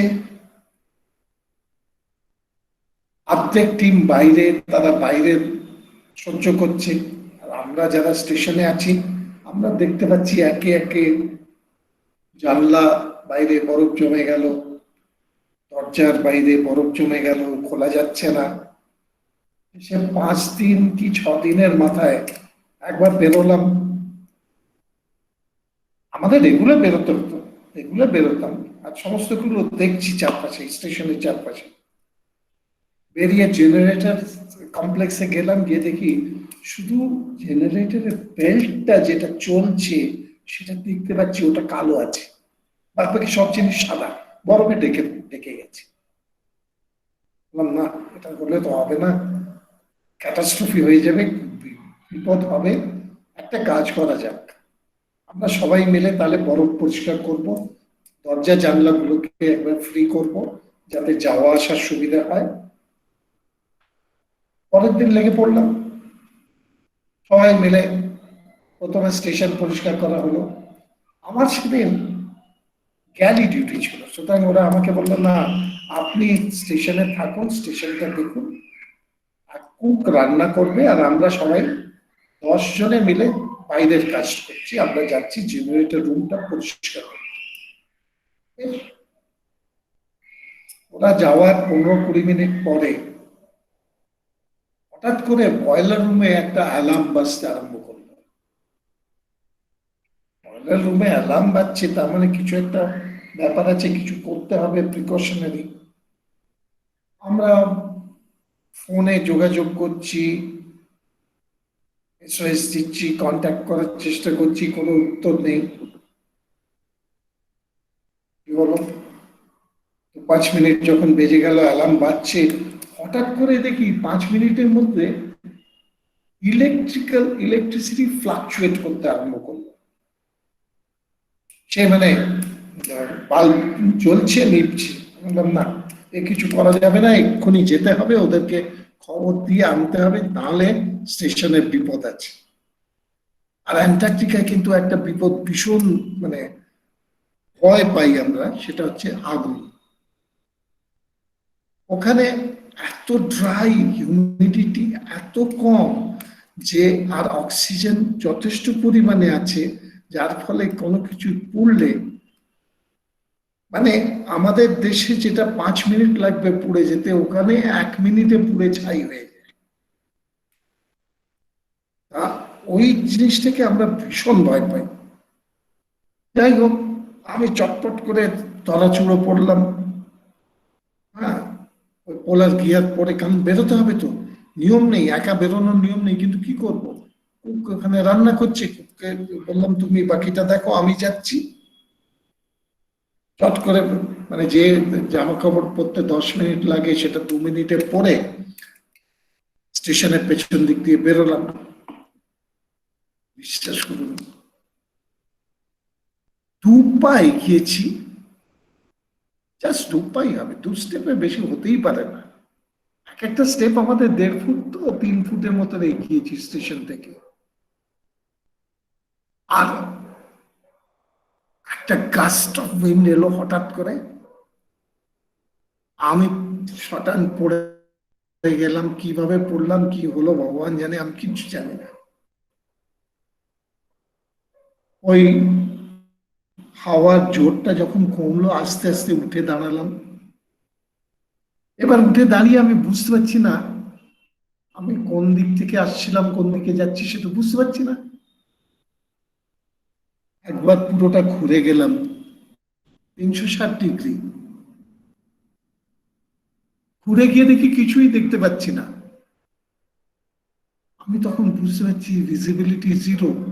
আমি কোথায় আছি, কোথায় যাচ্ছি আমি কিছু জানি না। কয়েক সেকেন্ডের জন্য একটু কিরকম লাগলো, মনে হলো যেন আমার জীবন বৃত্তান্ত আমার চোখের সামনে সিনেমার মতন একটু ছোট্ট করে চলে গেল। নিজেকে ঠিক করলাম, বললাম না, একেবারে ব্যস্ত হলে চলবে না, একেবারে অন্য কিছু ভাবার দরকার নেই। এখানে খুব মাথা ঠান্ডা করে খুব ভালোভাবে কাজটা করতে হবে। এবার কি করে করি, কিভাবে যাব, কোথায় যাব, তখন মাথায় এলো যে আমি যখন পড়েছিলাম তখন হাওয়াটা আমাকে যে জায়গায়, আমার গায়ে যেখানে আঘাত করেছিল, যেখানে মেরেছিল, সেইভাবে আবার দাঁড়ানো। ঘুরে ঘুরে ঘুরে ঘুরে নিজেকে সেইভাবে পজিশন করলাম। পজিশন করে জয় মা বলে হাঁটতে আরম্ভ করলাম। মিনিট 10 হাতড়ে হাতড়ে হাঁটছি। ওখানে আমাদের সব ব্যবস্থা থাকে, দড়ি দেয়া থাকে, আলোর ফ্লাড লাইটস থাকে, রেডিও স্টেশন, রেডিও থাকে, টর্চ থাকে, সব থাকে, সব অকেজু। মানে কোনোটাই কাজ করে না, শুধু মাথাটা ঠান্ডা রেখে কাজটা করতে হবে। এবার গেলাম একটা জেনারেটর কমপ্লেক্সে, পৌঁছলাম। কোনো আওয়াজ নেই তো, কিছু কাউকে পাচ্ছি না তো। হাঁক পারলাম, সে হাঁকটা কত দূর গেল জানি না। এবার অন্য কমপ্লেক্সে চলে গেলাম, সে কমপ্লেক্সে কাউকে দেখছি না। মনে হলো না, আগেরটা এত বড়, দেখি না, ভেতরে গিয়ে দেখতে হয়। ফিরে এলাম, আবার হাতড়ে হাতড়ে কোনো রকমে ফিরে এলাম। ফিরে এসে দেখি ওরা ওখানে যে কাজ করছে, জেনারেটরের আওয়াজ, ঝড়ের আওয়াজ সব মিলিয়ে ওরা প্রায় কালা, কিছুই শুনতে পাচ্ছে না। আমরা যে এতবার ওদেরকে রেডিওতে কল করেছি, বলছে কিছু শুনতে পাইনি। আর রেডিও তো ডাউন, ওই ঠান্ডায় রেডিও ব্যাটারি ডাউন। যাই হোক, ওদেরকে বললাম দেখো এই ব্যাপার। শোনা মাত্রই দুজন তীর বেগে বেরিয়ে গেল স্টেশন থেকে, স্টেশনের দিকে। আমি ওদের সঙ্গে একটু কথা বলে এবার ফেরত আসছি। স্টেশনের দিকে আসার সময় আমি একটা জায়গায় এসে দেখি আমি এক পা করে এগোবার চেষ্টা করছি, কিন্তু এগোতে তো পারছি না। কি হলো? এবার আমি হাত পা দুটো দিয়ে ফিল করতে আরম্ভ করলাম। বুঝলাম আমি প্রায় 4-4.5 ফুট উঁচু বরফের দেয়ালের সামনে দাঁড়িয়ে এগোবার চেষ্টা করছি। আর তো কিছু করার নেই। ঝড় তখন ঝড় চলছে সমানে। আমি তখন আস্তে আস্তে হামাগুড়ি দিয়ে বরফের উপরে উঠলাম। এই 4-4.5 ফুটের বরফের স্তূপটা, জমায়েতটা আগে ছিল না। এই 5-6 দিনের ঝড়ে ওটা জমে গেছে। কোন রকমে উঠে স্টেশনে পৌঁছলাম। মনে হলো একটা বিরাট একটা দীর্ঘশ্বাস পড়ল। এই ছিল আমার ব্রিজার্ডের একটা বিশেষ অভিজ্ঞতা। এছাড়া আরেকটা অভিজ্ঞতা হয়েছিল সমুদ্রের ঝড়। সমুদ্রের ঝড়, এটা বিশ্বাস করবেন না, আমাদের জাহাজ ছেড়ে দেওয়ার কথা সেদিনই বিকেল 4টের সময়। দুপুর 1টা থেকে হঠাৎ করে ঝড় আরম্ভ হলো। আর সে ঝড় মানে এত জোরে আরম্ভ হলো যে জাহাজকে রশি খোলারও সময় পেল না, এখন জাহাজটা বাঁধা আছে আর ঝড়ের মধ্যে ধাক্কা খাচ্ছে শোরের সঙ্গে, বরফের সঙ্গে সমানে ধাক্কা খেয়ে চলেছে।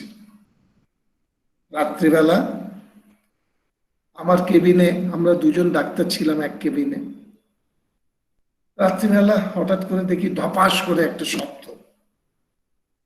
আমার ওপরে যিনি ছিলেন ডাক্তারবাবু, তিনি মাটিতে পড়ে আছেন দেখলাম। ছোট কেবিন, ছোট জায়গা, তার মধ্যে রোলিং পিচিং হয়ে ধপাস করে পড়েছে। বাকি শোনার সেরকম লাগেনি, মানে শারীরিক ক্ষতি ততটা হয়নি, কিন্তু শকটা ভীষণ হয়েছে। ইতিমধ্যে দেখি কিছু ভীত সন্ত্রস্ত মুখ মাঝে মাঝে উঁকি মারছে। আমার কি হলো? नहीं सर, बहुत बुरा हाल है। बुरा हाल है? বাইরে বেরিয়ে, আমি জাস্ট বেরিয়েছি, বেরিয়ে এপার থেকে ওপার কিভাবে চলে গেলাম বুঝলাম না, জাস্ট ব্যালেন্স রাখার চেষ্টা করতে করতে অন্য পারে চলে গেলাম। তো ভীষণ রোলিং পিচিং হচ্ছে, মানে বললাম চলো একটু মেস রুমে যাই। মেস রুম মানে ডাইনিং রুম থেকে বলা হয় জাহাজে মেস রুম। মেস রুমে গিয়ে দেখি mess room is in a mess. Chair গুলো এপাশ ওপাশ গড়াগড়ি খাচ্ছে, টেবিলের উপরে হানি, বাটার, চিজ, পিকলস, মানে বোতলে যা যা রাখা ছিল, টমেটো সস, চিলি সস, হ্যান সস, ত্যান সস, সব মিলেমিশে একাকার মেজের ওপরে গড়াগড়ি খাচ্ছে, আর তারই মধ্যে চেয়ার গুলো গড়াগড়ি খাচ্ছে। আমরা খেলাম, ওখানে দুজন স্টুয়ার্ড কোন রকমের চেষ্টা করছে সামলাবার। আমরা বললাম না, আমরা সবাই মিলে ঠিক করবো বলে জুটে পড়লাম। প্রায় 1 ঘন্টা 10 জন মিলে কাজ করলাম, জিনিসগুলোকে ঠিক সুস্থভাবে রাখলাম, ড্যামেজ যাতে না হয়। যা ড্যামেজ হওয়ার হয়ে গেছে ঠিক আছে, কিন্তু আর যাতে ফার্দার ড্যামেজ না হয় করে আমার না, এই সময় একবার ব্রিজে যেতে হয়, মানে ও একেবারে উপরে, জাহাজের উপরে, যেখান থেকে জাহাজ ক্যাপ্টেন যেখান থেকে জাহাজ চালান, সেখানে গেলাম। গিয়ে দেখি ওই আমাদের জাহাজটা একেবারে মানে বিরাট জাহাজ, সেই বিরাট জাহাজ অকুল সমুদ্রের মাঝখানে একেবারে খড়কুটোর মতন ডান দিক বাঁ দিক ওপর নিচ কত রকম যে মানে উল্টো পাল্টি খেয়ে যাচ্ছে, মানে কিছু বুঝতে পারছি না, শুধু দেখছি আর হাঁ করে তাকিয়ে আছি। আর তখন আমার শুধু মনে হচ্ছিল, যাবই আমি যাবই, ও বাণিজ্যতে যাব, যদি কোথাও কুল নাহি পায় তল পাবো তো তবু, এটার কোনে উদাস মনে রইব না আর। যাই হোক, সেই ঝড়টা আরো 4 দিন চললো, আমাদের 2টো হেলিকপ্টারকে ড্যামেজ করলো, আর জাহাজের কমিউনিকেশন মাস্টকে ড্যামেজ করলো, মাস্ট ভেঙে পড়ে গেল। আমরা ভাবলাম ভাই আর যদি কিছুদিন চলে তাহলে হয়তো মানে জাহাজটা রাডারলেস হয়ে শিফট করতে থাকবে এই পাশে পাশে, কমিউনিকেশনও হবে না, কিছু হবে না। যাই হোক, ভগবানের কৃপায় সেই ঝড়টাও থামলো, আমরা আস্তে আস্তে আস্তে ফিরলাম। কেপটাউনে যখন ফিরলাম দেখি ওই জাহাজের মোটা হাল 6 ইঞ্চি গর্ত হয়ে গেছে, 6 ইঞ্চি ডিপ্রেশন হয়ে গেছে। ঝড়ের এত ক্ষমতা। যাই হোক, ঝড় নিয়ে তো আপনাদের অনেক কিছু বললাম, নানান রকম অভিজ্ঞতা। হ্যাঁ, এগুলো আজকে ভাবলে কিরকম লাগে, তখন কিন্তু অদ্ভুত লেগেছিল, চিন্তা হয়েছিল। অ্যান্টার্কটিকার গল্প বলতে গেলে অরোরার গল্প যদি না বলি তাহলে খুব অন্যায় করা হয়। Arora australis southern lights, north মানে উত্তর মেরুতে যখন হয় সেটা হচ্ছে অরোরা বোরিয়ালিস, আর দক্ষিণ মেরুতে অরোরা অস্ট্রালিস। ঘটনাটা একই। কি ঘটনা আমি ছোট্ট করে বলছি আমাদের কলেজ স্টুডেন্টদের স্বার্থে এই দুটো স্লাইড। ও তার আগে বলে দিই, আমাকে সবাই জিজ্ঞেস করতো অরোরা দেখে কে হোগা, সবাই তো একরকম নয়, সবার সব জিনিস পছন্দ নয়। আমি ওদেরকে কি উত্তর দেব, কি অরোরা কি, আমার কি আনন্দ পাচ্ছি। তারপরে একদিন আমি উত্তরটা পেলাম। পেলাম কোথায়? For oft when on my couch I lie in vacant or in pensive mood, they flash upon that inward eye which is the bliss of solitude. And then my heart with pleasure fills and dances with the daffodils. William Wordsworth এই বিখ্যাত কবিতা, এটা পড়ে আমার মনে হয় তাই তো, aurora is nothing other than that.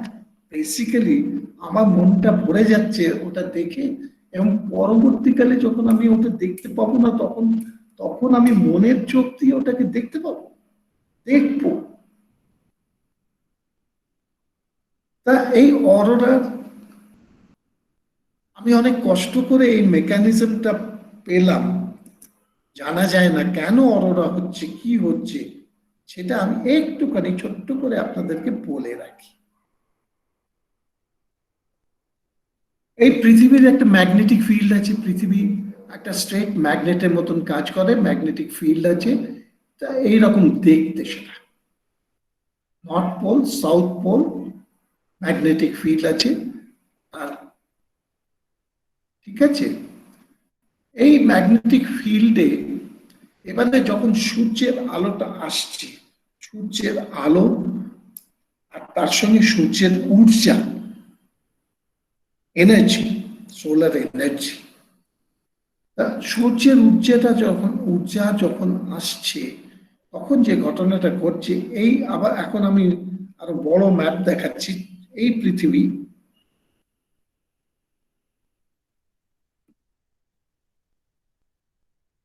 এই পৃথিবীর এপাশ থেকে সূর্যের আলোটা যখন আসছে এপাশ থেকে, তখন এপাশের ম্যাগনেটিক ফিল্ডটাকে ছোট করে দিচ্ছে ডে সাইড, আর নাইট সাইডের ম্যাগনেটিক ফিল্ডটা লম্বা হয়ে যাচ্ছে। এই ম্যাগনেটিক ফিল্ডের জন্য সূর্যের ঊর্জা ডিরেক্টলি সোজাসুজি ভাবে পৃথিবীতে প্রবেশ করতে পারছে না, তাকে ঘুরে যেতে হচ্ছে। কতটা ঘুরতে হচ্ছে? 6 times the diameter of the earth। এই পৃথিবীর ব্যাসের 6 গুণ বেশি দূরত্ব গিয়ে মেজার করে তারপর একটা জায়গা থেকে সূর্যের ঊর্জা ঢুকতে পারছে।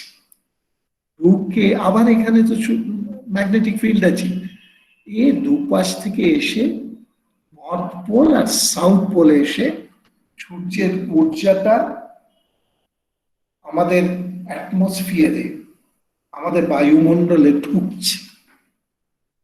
এই ঢোকাটার চাক্ষুষ প্রমাণ হচ্ছে অরোরা। অরোরা হচ্ছে এই সূর্যের ঊর্জা পৃথিবীতে ঢোকার চাক্ষুষ প্রমাণ।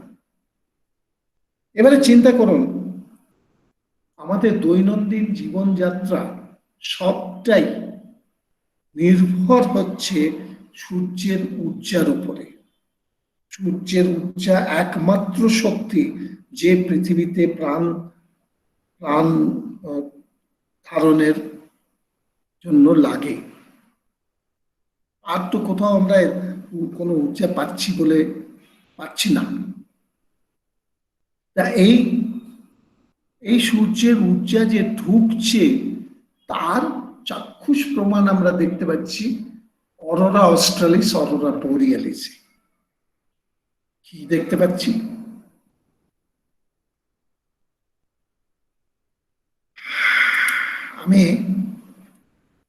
আমার এক বন্ধু এই এই ভিডিওটি করেন, উনি এতে গান দিয়েছেন।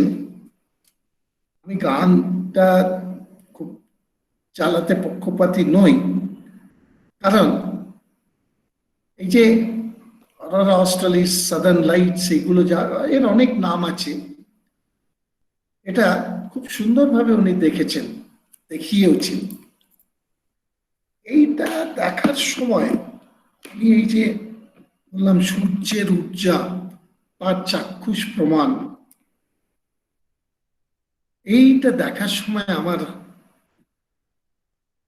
যখনই হতো আমি ছুটে ছুটে বাইরে চলে যেতাম আর দেখতাম কি হচ্ছে।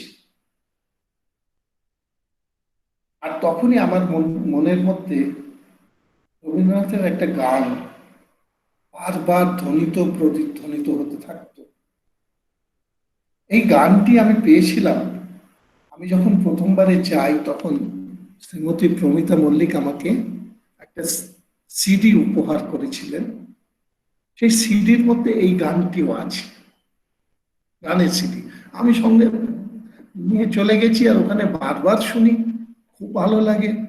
হ্যাঁ, আর যখন অরোরা দেখি তখন এই গানটা, বিপুল তরঙ্গ রে সব গগন উদ্বেলিয়া মগন করি, অতীত অনাগত আলোকে উজ্জ্বল জীবনে চঞ্চল, এ কি আনন্দ তরঙ্গ বিপুল তরঙ্গ রে।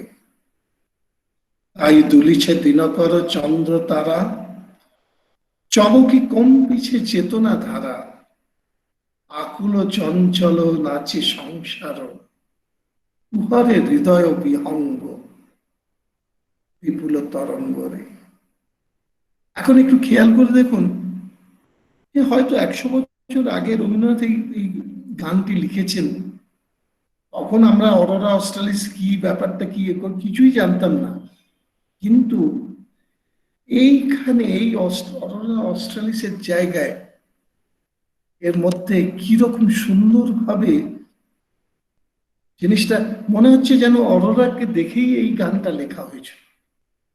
এই সূর্যের তরঙ্গ, এই সূর্যের উর্জা এসে আমাদের জীবন ধারণকে সম্ভব করে তুলেছে। এই হচ্ছে অ্যান্টার্কটিকার অরোরা অস্ট্রালিস।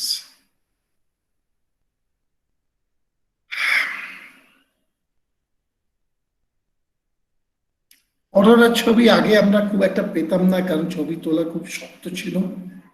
আজকাল ডিজিটাল ক্যামেরার যুগে অনেক ভালো ভালো ছবি তোলা যায়, দেখা যায়।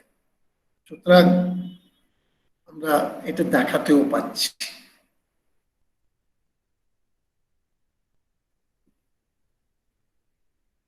এই আমাদের স্টেশন ম্যাট্রি, তার উপর দিয়ে অরোরার একটা চলছে, তোলা ছবি আগেকার। Now let us come to the penguins. Penguin, emperor penguin, ওই যে বলছিলাম, একটা মাত্র প্রজাতির পেঙ্গুইন আছে যে 12 মাস, আজকালকার ভাষায় 24x7 অ্যান্টার্কটিকায় থাকে। অ্যান্টার্কটিকা ছেড়ে যায় না, কোথাও যায় না। হচ্ছে এম্পারার পেঙ্গুইন। অ্যাডলি পেঙ্গুইন অনেক ছোট। এখানে আমার একটু গন্ডগোল হয়েছে বোধহয়, যে একটা ম্যাগনিফিকেশন একরকম, আরেকটা একরকম। এম্পারার পেঙ্গুইন প্রায় 5 ফুট যা কাছাকাছি উঁচু, লম্বা। আর অ্যাডলি পেঙ্গুইন প্রায় 2.5 ফুট, ছোট ছোট। তা এই পেঙ্গুইন, এদেরকে দেখলে মন ভরে যায়, এদের হাব ভাব দেখে অনেক সময় কাটিয়ে দেওয়া যায়। চমৎকার, এদের মানে খুব কিউরিয়াস প্রাণী বলে মনে হয়। তা এই পেঙ্গুইনদের যাবার সময় অনেক দেখছি, বসে আছি, সময় হাতে, জাহাজে করে যাচ্ছি, সময় কেটে যাচ্ছে, দেখি ওরা জাহাজের চারপাশে এসে ভিড় করছে। তখন একজন বললেন, যিনি আগেও গেছেন, তিনি বললেন, পেঙ্গুইনরা বোধহয় মনে করে যে এটা হচ্ছে একটা পাহাড়, সেজন্য ওরা দেখতে আসে এই পাহাড়ে সুবিধা হবে কিনা। তার মানে, পাহাড় মানে হচ্ছে পেঙ্গুইনরা এমনিতে তো জলে থাকে, জলে খাওয়া দাওয়া করে, সাঁতার দিতে খুব পটু, অনেক ফাস্ট সাঁতার দেয়, জমিতে অনেক স্লো, কিন্তু জলে ওরা খুব ফাস্ট। তা ওরা ওদের মেটিং সিজনে ওরা পাহাড় খোঁজে, পাহাড়ে আসে, 30 মাইল 40 মাইল 100 মাইল হেঁটে হেঁটে, সমুদ্র থেকে হেঁটে হেঁটে পাহাড়ে আসে। পাহাড়ে এসে একটা বাসা তৈরি করে। পাহাড়ে ওদের বাসাটা হচ্ছে গোলাকৃতি, গোল মতন নুড়ি দিয়ে তৈরি। যার যার বাসা যত বড় তার ক্ষমতা তত বেশি। তা ওই রকম একটা বাসা তৈরি করে তারপর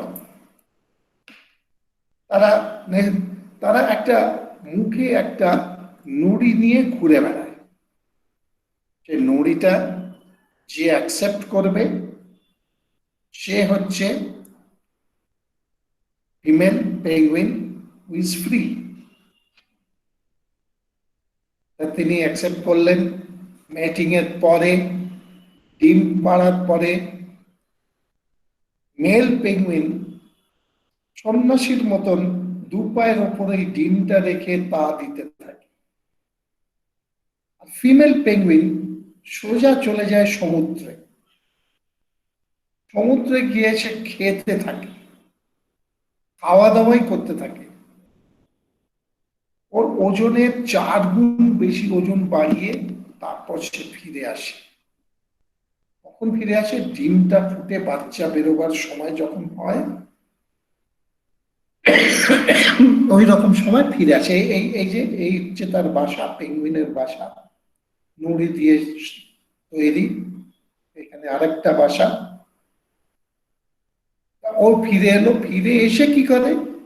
ওই যে অত খাবার খেয়ে এসেছিল সেটাকে রিগাজিটেট করে বের করে। রিগাজিটেট করে মানে সহজ বাংলায় বলতে গেলে বমি করে বের করে, করে বাচ্চাকে খাওয়ায়। একটু একটু করে বমি করে বের করে আর খাওয়ায়। এইভাবে তারা বাচ্চাকে মানুষ করে। এইটুকু একেবারে ছোট্ট করে বলে দিলাম। আর আমার খুব ফেভারিট, আমার অনেকেরই খুব ফেভারিট এই ক্লিপটা। আমি বলি penguins in a football match. আমি যতবারই দেখি আমি আবার দেখতে চাই এবং খোঁজার চেষ্টা করি ফুটবলটা কোথায়। দেখুন তো আপনারা খুঁজে পান কিনা।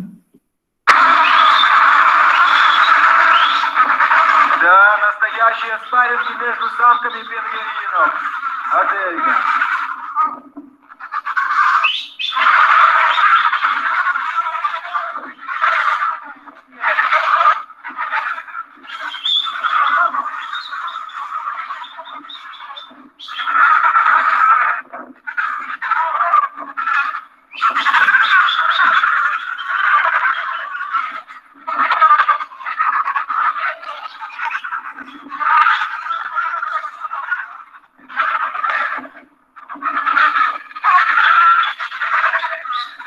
Да, такого мы еще не видели, чтобы с таким ажиотажем проходили спарринги.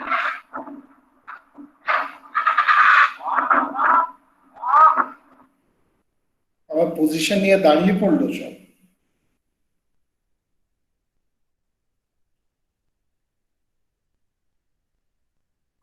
Indian presence in Antarctica. Bharatvarsha প্রথম স্টেশন হচ্ছে দক্ষিণ গঙ্গোত্রী। এটা ক্রমশ এটা 1981-এ তৈরি, মানে প্রথম আমাদের ভারতের প্রথম অভিযান হয়েছিল 1981। তারপরে 1983-তে এই স্টেশন তৈরি করে এবারে প্রথম উইন্টারিং হলো। আমরা 12 মাস এই ওখানে থাকতে আরম্ভ করলাম 1983 থেকে। ক্রমশ দেখা গেল যে এই স্টেশনটা কখনো বাইরে থেকে ব্লিজার্ডে বরফ পড়ে, ব্লিজার্ডে কত বরফ পড়ে আস্তে আস্তে নেমে যাচ্ছে, আর ভেতরে যে রান্না বান্না হতো, 13 জন লোক থাকতো, তাদের বডি হিট, তাদের কাজকর্ম করে ওই যে গরমটা পেত আস্তে আস্তে সিঙ্ক করতে আরম্ভ করলো। আজকে এই এই স্টেশনটা বোধ হয় 50-60 মিটার বরফের তলায় ঢুকে গেছে। 1989 সেকেন্ড স্টেশন তৈরি হলো মাইত্রী। এখানে 25 জনের থাকার ব্যবস্থা আছে, পুরো বছর তারা থাকতে পারে উইন্টারিং টিম। আরেকটা স্টেশন তৈরি হলো, এই স্টেশনের জায়গা দেখতে আমরা গিয়েছিলাম, হ্যাঁ 15-20টা জায়গা হেলিকপ্টারে করে জাহাজে করে দেখেছিলাম, দেখে আলটিমেটলি এই জায়গাটা ঠিক করেছিলাম। আর এখানে এই নতুন স্টেশন আমাদের 2012 সালে এই স্টেশনটা তৈরি হয়, এর নাম হচ্ছে ভারতী। আরেকটা আমার বিশেষ অভিজ্ঞতা যেটা বলছিলাম, 5 জুলাই 2003 একটা অ্যাপেন্ডেক্টমি অপারেশন করতে হলো। অপারেশনের পরে ছেলেটি ভালোভাবে সুস্থভাবে সুস্থ হয়ে উঠলো, আর আমরা একটু স্বস্তির নিঃশ্বাস ফেললাম, কারণ ওখানে তো কোনো ব্যাকআপ নেই, কিছু নেই, একেবারে মানে যা করার নিজে করতে হবে, আর যদি না করতে পারো তাহলে তাহলে যা হবার তা হবেই। আর এই অ্যাপেন্ডেক্টমির আরেকটা আরো বড়, অনেক বড় একটা ঘটনা ঘটেছিল 1961 রাশিয়ান স্টেশন নোভোলাজারেভস্কায়া। ওখানে যে ডাক্তারবাবু ছিলেন ডক্টর লিওনিড রোগোজভ, তিনি তার নিজের উপরে, তিনি একাই ডাক্তার ছিলেন, আর কোনো ডাক্তার ছিলেন না ওখানে, ইলেকট্রিশিয়ান প্লাম্বার ওদেরকে ট্রেনিং দিয়ে তিনি আয়নাতে দেখে দেখে নিজের উপরে নিজে অপারেশন করে অ্যাপেন্ডেক্টমি অপারেশন করেন। করে ভালো ছিলেন এবং উনি 2000 সালে তিনি মারা যান। এই ঘটনাটি ঘটেছিল 1961, বিখ্যাত এই ব্যাপারটা। অ্যান্টার্কটিকায় টোটাল সোলার এক্লিপস দেখলাম, ভাবিনি কোনোদিন। Diamond Rings, total solar eclipse, এবং টোটাল সোলার এক্লিপস হয়েছিল হরাইজনের 2 ডিগ্রি ওপরে। তখন সেই সমস্ত মানে টোটাল মানে সূর্যটা পুরো পূর্ণগ্রাস পেয়েছে, চারপাশে তার আভাগুলো দেখা যাচ্ছে। আর এই 1 মিনিট 19 সেকেন্ডের পূর্ণগ্রহণ জীবনে ভুলব না।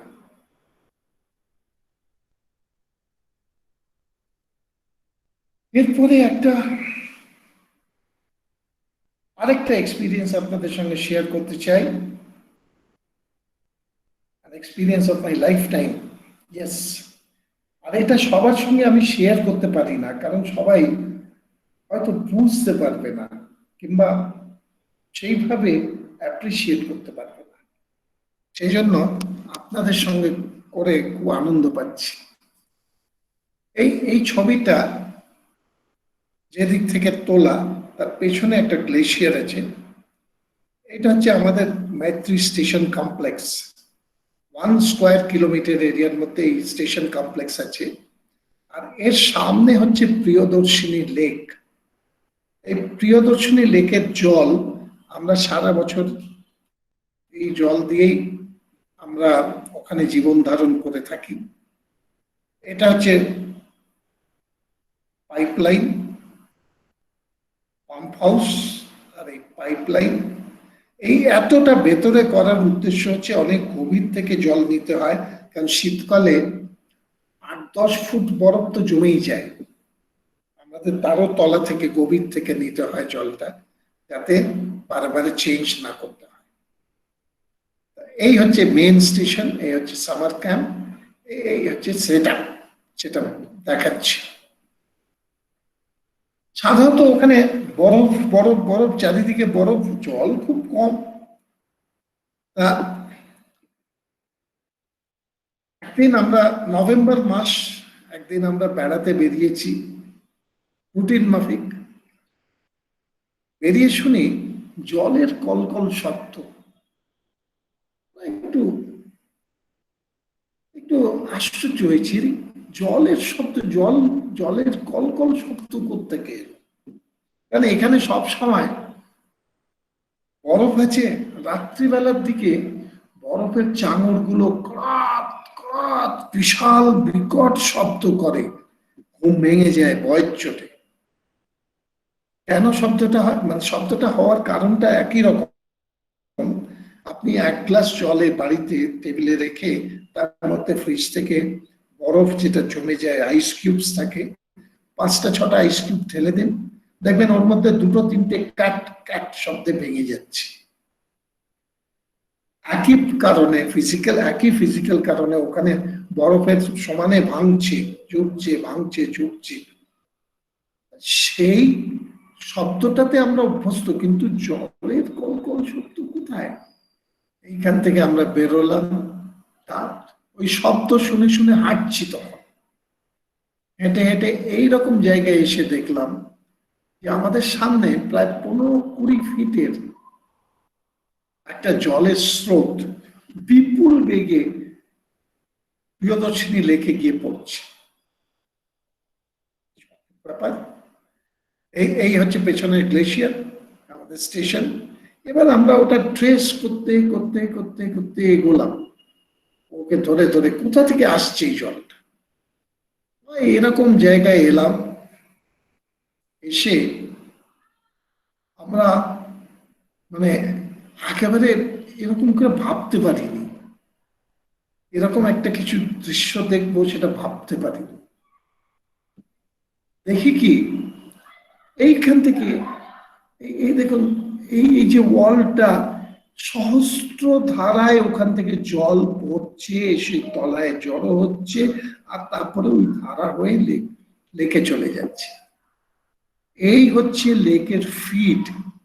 সারা বছর এই জলটা যদি না হয়, আমাদের সারা বছর জল খাবার থাকবে না, আবার জল থাকবে না। তা এই সহস্র ধারায় ওখান থেকে জল পড়ছে, এটা তখন দেখলাম। দেখে আমরা প্রায় 5-6 জন ছিলাম সঙ্গে, একসঙ্গে বেড়াতে বেরিয়েছি। আমার কি জানি কি হলো, আমি নিজের মনে আবৃত্তি করতে থাকলাম, আজিয়া প্রভাতে রবির কর, কেমনে পশিল প্রাণের পর, কেমনে পশিল গুহার আধারে প্রভাত পাখির গান। না জানি কেন রে এতদিন পরে জাগিয়া উঠিল প্রাণ, জাগিয়া উঠেছে প্রাণ, ওরে উথলি উঠেছে বাড়ি, ওরে প্রাণের বাসনা প্রাণের আবেগ রুথিয়া রাখিতে নারী। থর থর করে কাঁপিছে ভূধর, শিলা রাশি রাশি পড়েছে খসে, ফুলিয়া ফুলিয়া ফেনিল সলিল, গরজি উঠেছে দারুণ রসে। তাই কোথায় পাগলের প্রায়, ঘুরিয়া ঘুরিয়া মাতিয়া বেড়ায়, বাহিরিতে চায় দেখিতে না পায়, কোথায় কারার দ্বার। এই যে জলটা এখানে এই গত 3 মাস ধরে, সেপ্টেম্বর অক্টোবর নভেম্বর 3 মাস ধরে গরমকাল আরম্ভ হয়েছে, সূর্যের প্রখর তাপ প্রখর আলো ওর উপরে পড়ছে, বরফটা আস্তে আস্তে গলে জল হয়েছে, কিন্তু সেই জলটা কোথা থেকে বেরোবে কোথায় যাবে বুঝতে পারছে না। সেই জল আলটিমেটলি এই বরফ ফুটো করে এখান থেকে সহস্র ধারায় বেরিয়েছে। আমি দেখলাম এ তো এত সুন্দরভাবে মিলে যাচ্ছে,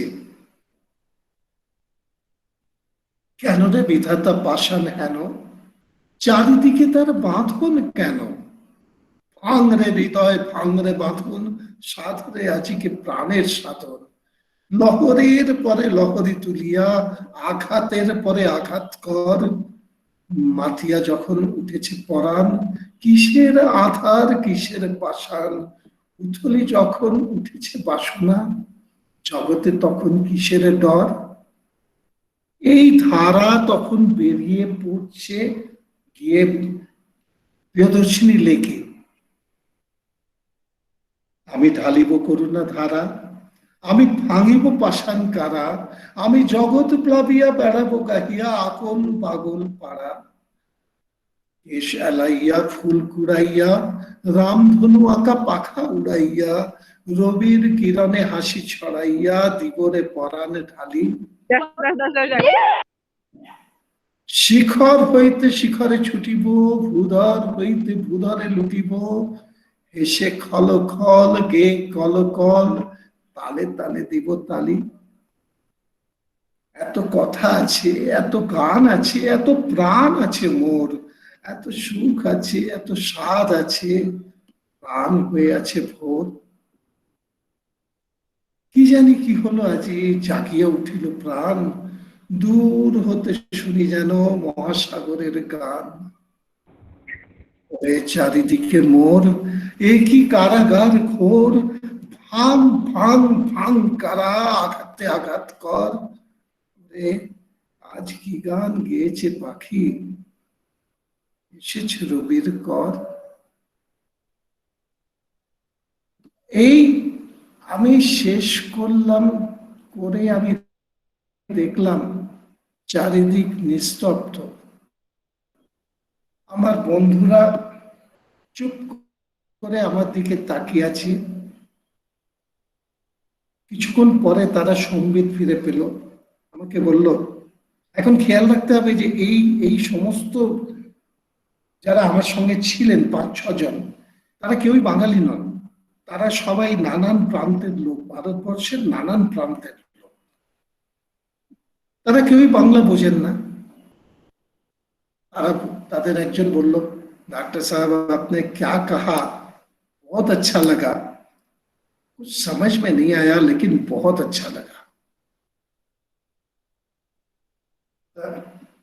बोललाম थैंक यू, তোমাদের ভালো লেগেছে। বললো आप थोड़ा समझा देंगे। তা আমি আমার লিমিটেড বিদ্যা বুদ্ধি দিয়ে ওদেরকে একটু বোঝাবার চেষ্টা করলাম। নির্ঝরের স্বপ্নভঙ্গ শুনলো, অ্যাপ্রিসিয়েট করলো, তারপরে বললো প্লিজ और एक बार सुनाएंगे। আমি আরেকবার আবৃত্তি করলাম এবং আমার মনে হলো আমি ঠিক যথাস্থানেই আবৃত্তি করতে পেরেছি।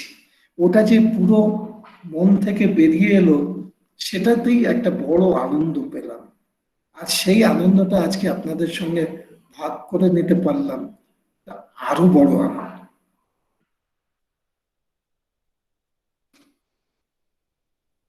এরপরে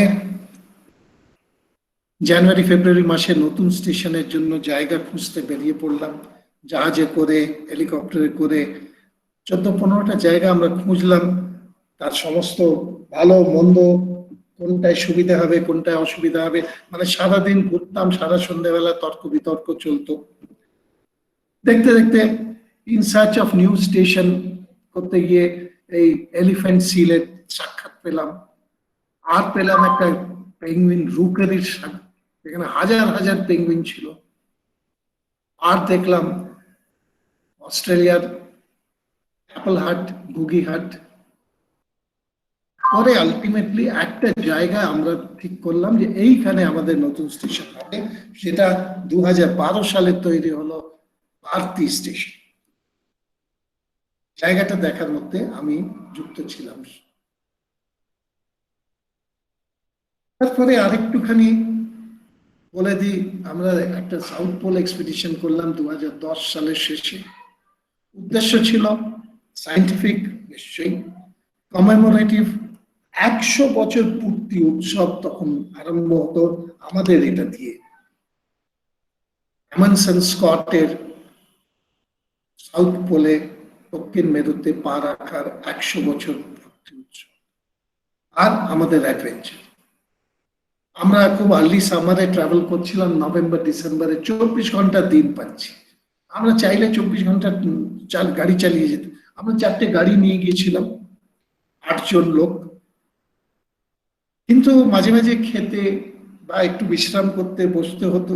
সবচেয়ে দুরূহ কাজটা ছিল জল, খাবার জল তৈরি করা। -30°C বরফকে গলিয়ে জল করা, প্রায় 3 ঘন্টা লেগে যেত আমাদের সারাদিনে জল জোগাড় করতে। তা আর আমরা যে টেম্পারেচার পেলাম ম্যাক্সিমাম এই সময় -65°C। এই 12 দিন 15 দিন একেবারে ব্রাশ করিনি, টান করিনি, হ্যাঁ, করে পৌঁছালাম দক্ষিণ মেরু, American station, south pole station. আমরা আমাদের সঙ্গে 6 ব্যারেল করে, এক একটা ব্যারেল 200 লিটারের, মানে 1200 লিটার করে তেল নিয়ে গিয়েছিলাম, ফুয়েল। তার কারণ এই গাড়িগুলো যে স্টেশনে একবার স্টার্ট হলো, আবার ফিরে এসেই স্টার্টটা বন্ধ হলো, সমানে স্টার্টটা চলছিল। একবার স্টার্ট বন্ধ করলে আর স্টার্ট দিতে পারবো না, গাড়ি নেই বসে।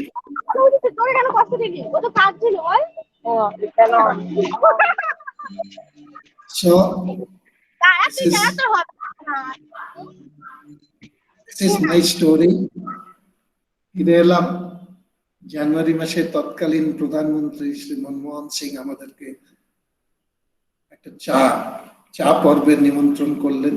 আমরা গেলাম, ওনার সঙ্গে বসে কিছু গল্প টল্প হলো। উনিও আমাদের অ্যাপ্রিসিয়েট করলেন আমাদের চেষ্টা। Thank you very much. Happy earth day. ও, একটা জিনিস ভুলে গিয়েছিলাম, আমি একটা বই লিখেছিলাম, আনন্দ পাবলিশার্স পাবলিশ করেছে, এবং সেটা ফ্লিপকার্ট, অ্যামাজন ও আর আনন্দ পাবলিশার্সের স্টলে সব জায়গায় পাওয়া যায়। ওই অ্যান্টার্কটিকার অভিজ্ঞতা নিয়ে লিখেছি। যদি আপনারা ইচ্ছে করেন এটা নিয়ে দেখতে পারেন। এক ডাক্তারের কুমেরু স্মৃতি।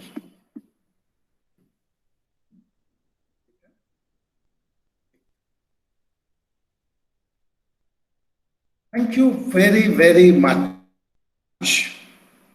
আশা করি আপনারা আজকের সন্ধ্যাটা উপলব্ধি করেছেন, সুন্দরভাবে এনজয় করেছেন, এবং অ্যান্টার্কটিকার কিছুটা স্বাদ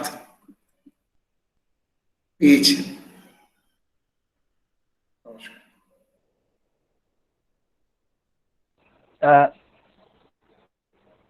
ধন্যবাদ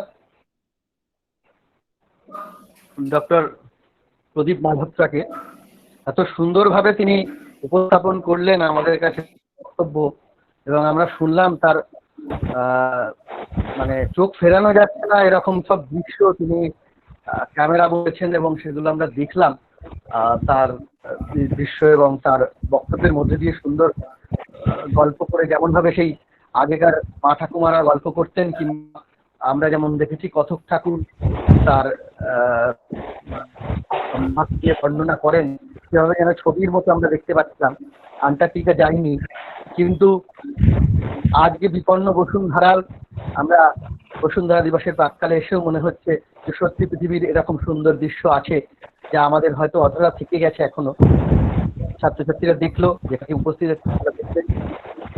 যদি কোনো করতে থাকি,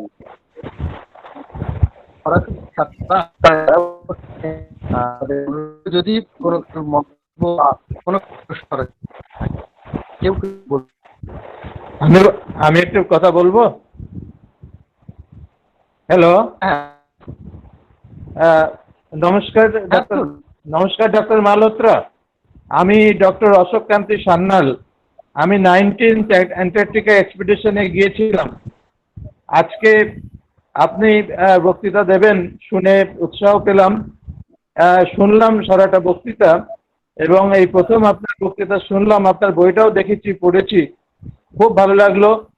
আপনার বলার ভঙ্গিটা অতীব আকর্ষণীয়, খুব ভালো লাগলো। তবে আপনার স্লাইড গুলো বোধহয় কেউ দেখতে পায়নি, আমি তো দেখতে পেলাম না। স্লাইড গুলো দেখতে পারলে আরো ভালো লাগতো। তবে একটা জিনিস একদিনে স্লাইড দেখা যাচ্ছে, স্লাইড গুলো বা ঠিক মতো বোধহয় দেখতে পায়নি সবাই। স্লাইড এবং ভিডিও দেখায় সমস্তটাই। হ্যাঁ, সমস্ত না স্যার, যদি যদি পিঙ্কটা যদি প্রেজেন্টেশনে করা যেত তাহলে দেখা যেত, যাই হোক, পরিষ্কারই দেখা যেত। যেটা আমরা দেখতে পাইনি, আমরা তো মোবাইলে দেখছিলাম। যাই হোক, যদি আমার কাছে একটা বড় আকর্ষণ ছিল আপনার ওই 2010 সালের অ্যান্টার্কটিক পোলে যাওয়ার ব্যাপারটা, সেটা অবশ্যই একদিনে তো বলা সম্ভব নয়। এরপরে যদি কখনো কোথাও ওই ব্যাপারে বলেন, আমি সেই ব্যাপারে একটু বেশি উৎসাহী, কারণ ওই ব্যাপারটা তো আমাদের এবং আপনারাই প্রথম ভারতীয় অভিযাত্রী দল যারা গিয়েছেন অ্যান্টার্কটিক পোলে। সেইটা শুনতে পারলে খুব ভালো লাগতো। যাক, আপনাকে অনেক অনেক ধন্যবাদ। আপনার সাথে পরিচয় হয়েছে আগে, একেবারে অপরিচিত নই, আপনার তো খেয়াল নেই। যাই হোক, ভালো থাকুন এবং আগামী দিনে আরো ভালো আকর্ষণীয় ফ্লাইট দেখবো, এবং বিশেষ করে অ্যান্টার্কটিক পোল যে অভিযান, সেইটা শোনার উৎসাহ নিয়ে আমি অপেক্ষা করে থাকলাম। ধন্যবাদ। ধন্যবাদ। নিশ্চয়ই এর পরের বার আমি চেষ্টা করবো যাতে স্লাইড ভালো দেখা যায়। হ্যাঁ, আর সাউথ পোলের অভিজ্ঞতাটাকে আরো বেশি করে বিশদভাবে আপনাদের সঙ্গে শেয়ার করার চেষ্টা করব। ধন্যবাদ।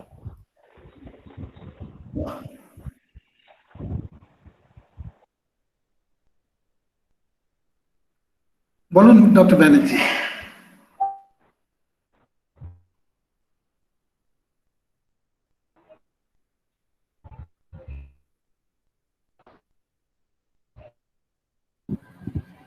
Arnab, are you there?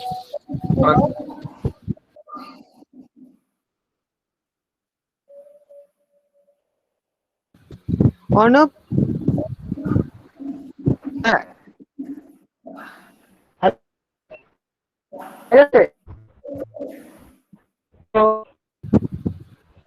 তোমার ভয়েস ব্রেক হচ্ছে খুব। বলছি এখন শোনা যাচ্ছে? হ্যাঁ, শোনা যাচ্ছে, বল। হ্যাঁ, এখন শোনা যাচ্ছে। আচ্ছা, বলছি আর কারোর যদি বক্তব্য, হ্যাঁ কারোর বক্তব্য যদি থাকে আরো, বা প্রশ্ন যদি কেউ থাকেন, যদি না থাকে তাহলে আমরা সরাসরি চলে যাব আজকের অনুষ্ঠানের শেষ পর্বে। আজকে আনুষ্ঠানিকভাবে ধন্যবাদ জ্ঞাপন করবেন। এই আমাদের এখানে একটা ফিডব্যাক দেওয়া থাকবে, সেই ফিডব্যাক লিঙ্কটা আমি ডক্টর উর্মি রায়কে বলছি ফিডব্যাক লিঙ্ক দিয়ে দিতে, এবং আপনারা একটু ফিডব্যাক লিঙ্কটা আরেকবার দিয়ে দেবে। ফিডব্যাক লিঙ্কটা একটু প্রত্যেকে ফিল আপ করে দেবেন। আর আমি আমাদের আইকিউএসির কোঅর্ডিনেটর ডক্টর শম্পা দেবনাথ, তিনি মাইক্রোবায়োলজি বিভাগের অধ্যাপিকা, তাকে অনুরোধ করব ধন্যবাদ জ্ঞাপনের জন্য। ধন্যবাদ অর্ণব। 22শে এপ্রিল হলো ধরিত্রী দিবস। এই দিনটির গুরুত্ব নিয়ে আলোচনা করার জন্য আজ আমরা অনলাইনে এই আলোচনা সভার আয়োজন করেছি। এই আলোচনা সভায় ডক্টর প্রদীপ মালহোত্রা বিভিন্ন উদাহরণের মাধ্যমে বিশদভাবে এই পরিবেশের গুরুত্ব আলোচনা করলেন, ধরিত্রী দিবসের গুরুত্ব আলোচনা করলেন। এই প্রসঙ্গে উনি আন্টার্কটিকা উপমহাদেশে নিয়ে একটি মনোজ্ঞ উপস্থাপনা করলেন, এবং এর সাথে সাথে ওনার বিভিন্ন অভিজ্ঞতা বিভিন্ন ছবির মাধ্যমে সেগুলো আমাদের সামনে তুলে ধরলেন। ওনার এই আলোচনা আমাদেরকে সমৃদ্ধ করেছিলেন, মুগ্ধ করেছে। বিজয়গড় জ্যোতিষ রায় কলেজের ইন্টারনাল কোয়ালিটি অ্যাসিওরেন্স সেলের পক্ষ থেকে ডক্টর মালহোত্রাকে অনেক অনেক ধন্যবাদ জ্ঞাপন করি। আমাদের মধ্যে উপস্থিত রয়েছেন ডক্টর সীমা মুখোপাধ্যায়, তার উজ্জ্বল উপস্থিতি আমাদের এই আলোচনা সভাকে সমৃদ্ধ করেছে, আমরা তাকেও আন্তরিক ধন্যবাদ জানাই। এই সভাতে উপস্থিত অন্যান্য অতিথিবর্গ, অধ্যাপক অধ্যাপিকা ও ছাত্রছাত্রীদের সভাতে যোগদান করার জন্য ধন্যবাদ জানাই। এই আলোচনা সভা আয়োজন করেছে আমাদের কলেজের journalism and mass communication, botany এবং এনভায়রনমেন্টাল সায়েন্স বিভাগ এবং এই আলোচনা সভা আয়োজনে সহযোগিতা করেছে audio visual study of life and environment centre. এনাদের সবাইকেই আমি কৃতজ্ঞতা জানাই এই এক বিশেষ তাৎপর্যপূর্ণ দিবস নিয়ে আলোচনা সভার আয়োজনের জন্য। পরিশেষে আমি যার কথা বলবো তার ঐকান্তিক প্রচেষ্টায় এই আলোচনা সভার আয়োজন সম্ভব হয়েছে। তিনি হলেন আমাদের অধ্যক্ষা ডক্টর রাজশ্রী নিয়োগী। তাকে এই অনলাইন প্ল্যাটফর্ম থেকে অনেক অনেক ধন্যবাদ জানাই। সবাইকেই ধন্যবাদ জানিয়ে এই আনুষ্ঠানিকভাবে এই সভার আমি সমাপ্তি ঘোষণা করছি। শুভরাত্রি। ধন্যবাদ। আজকে আমাদের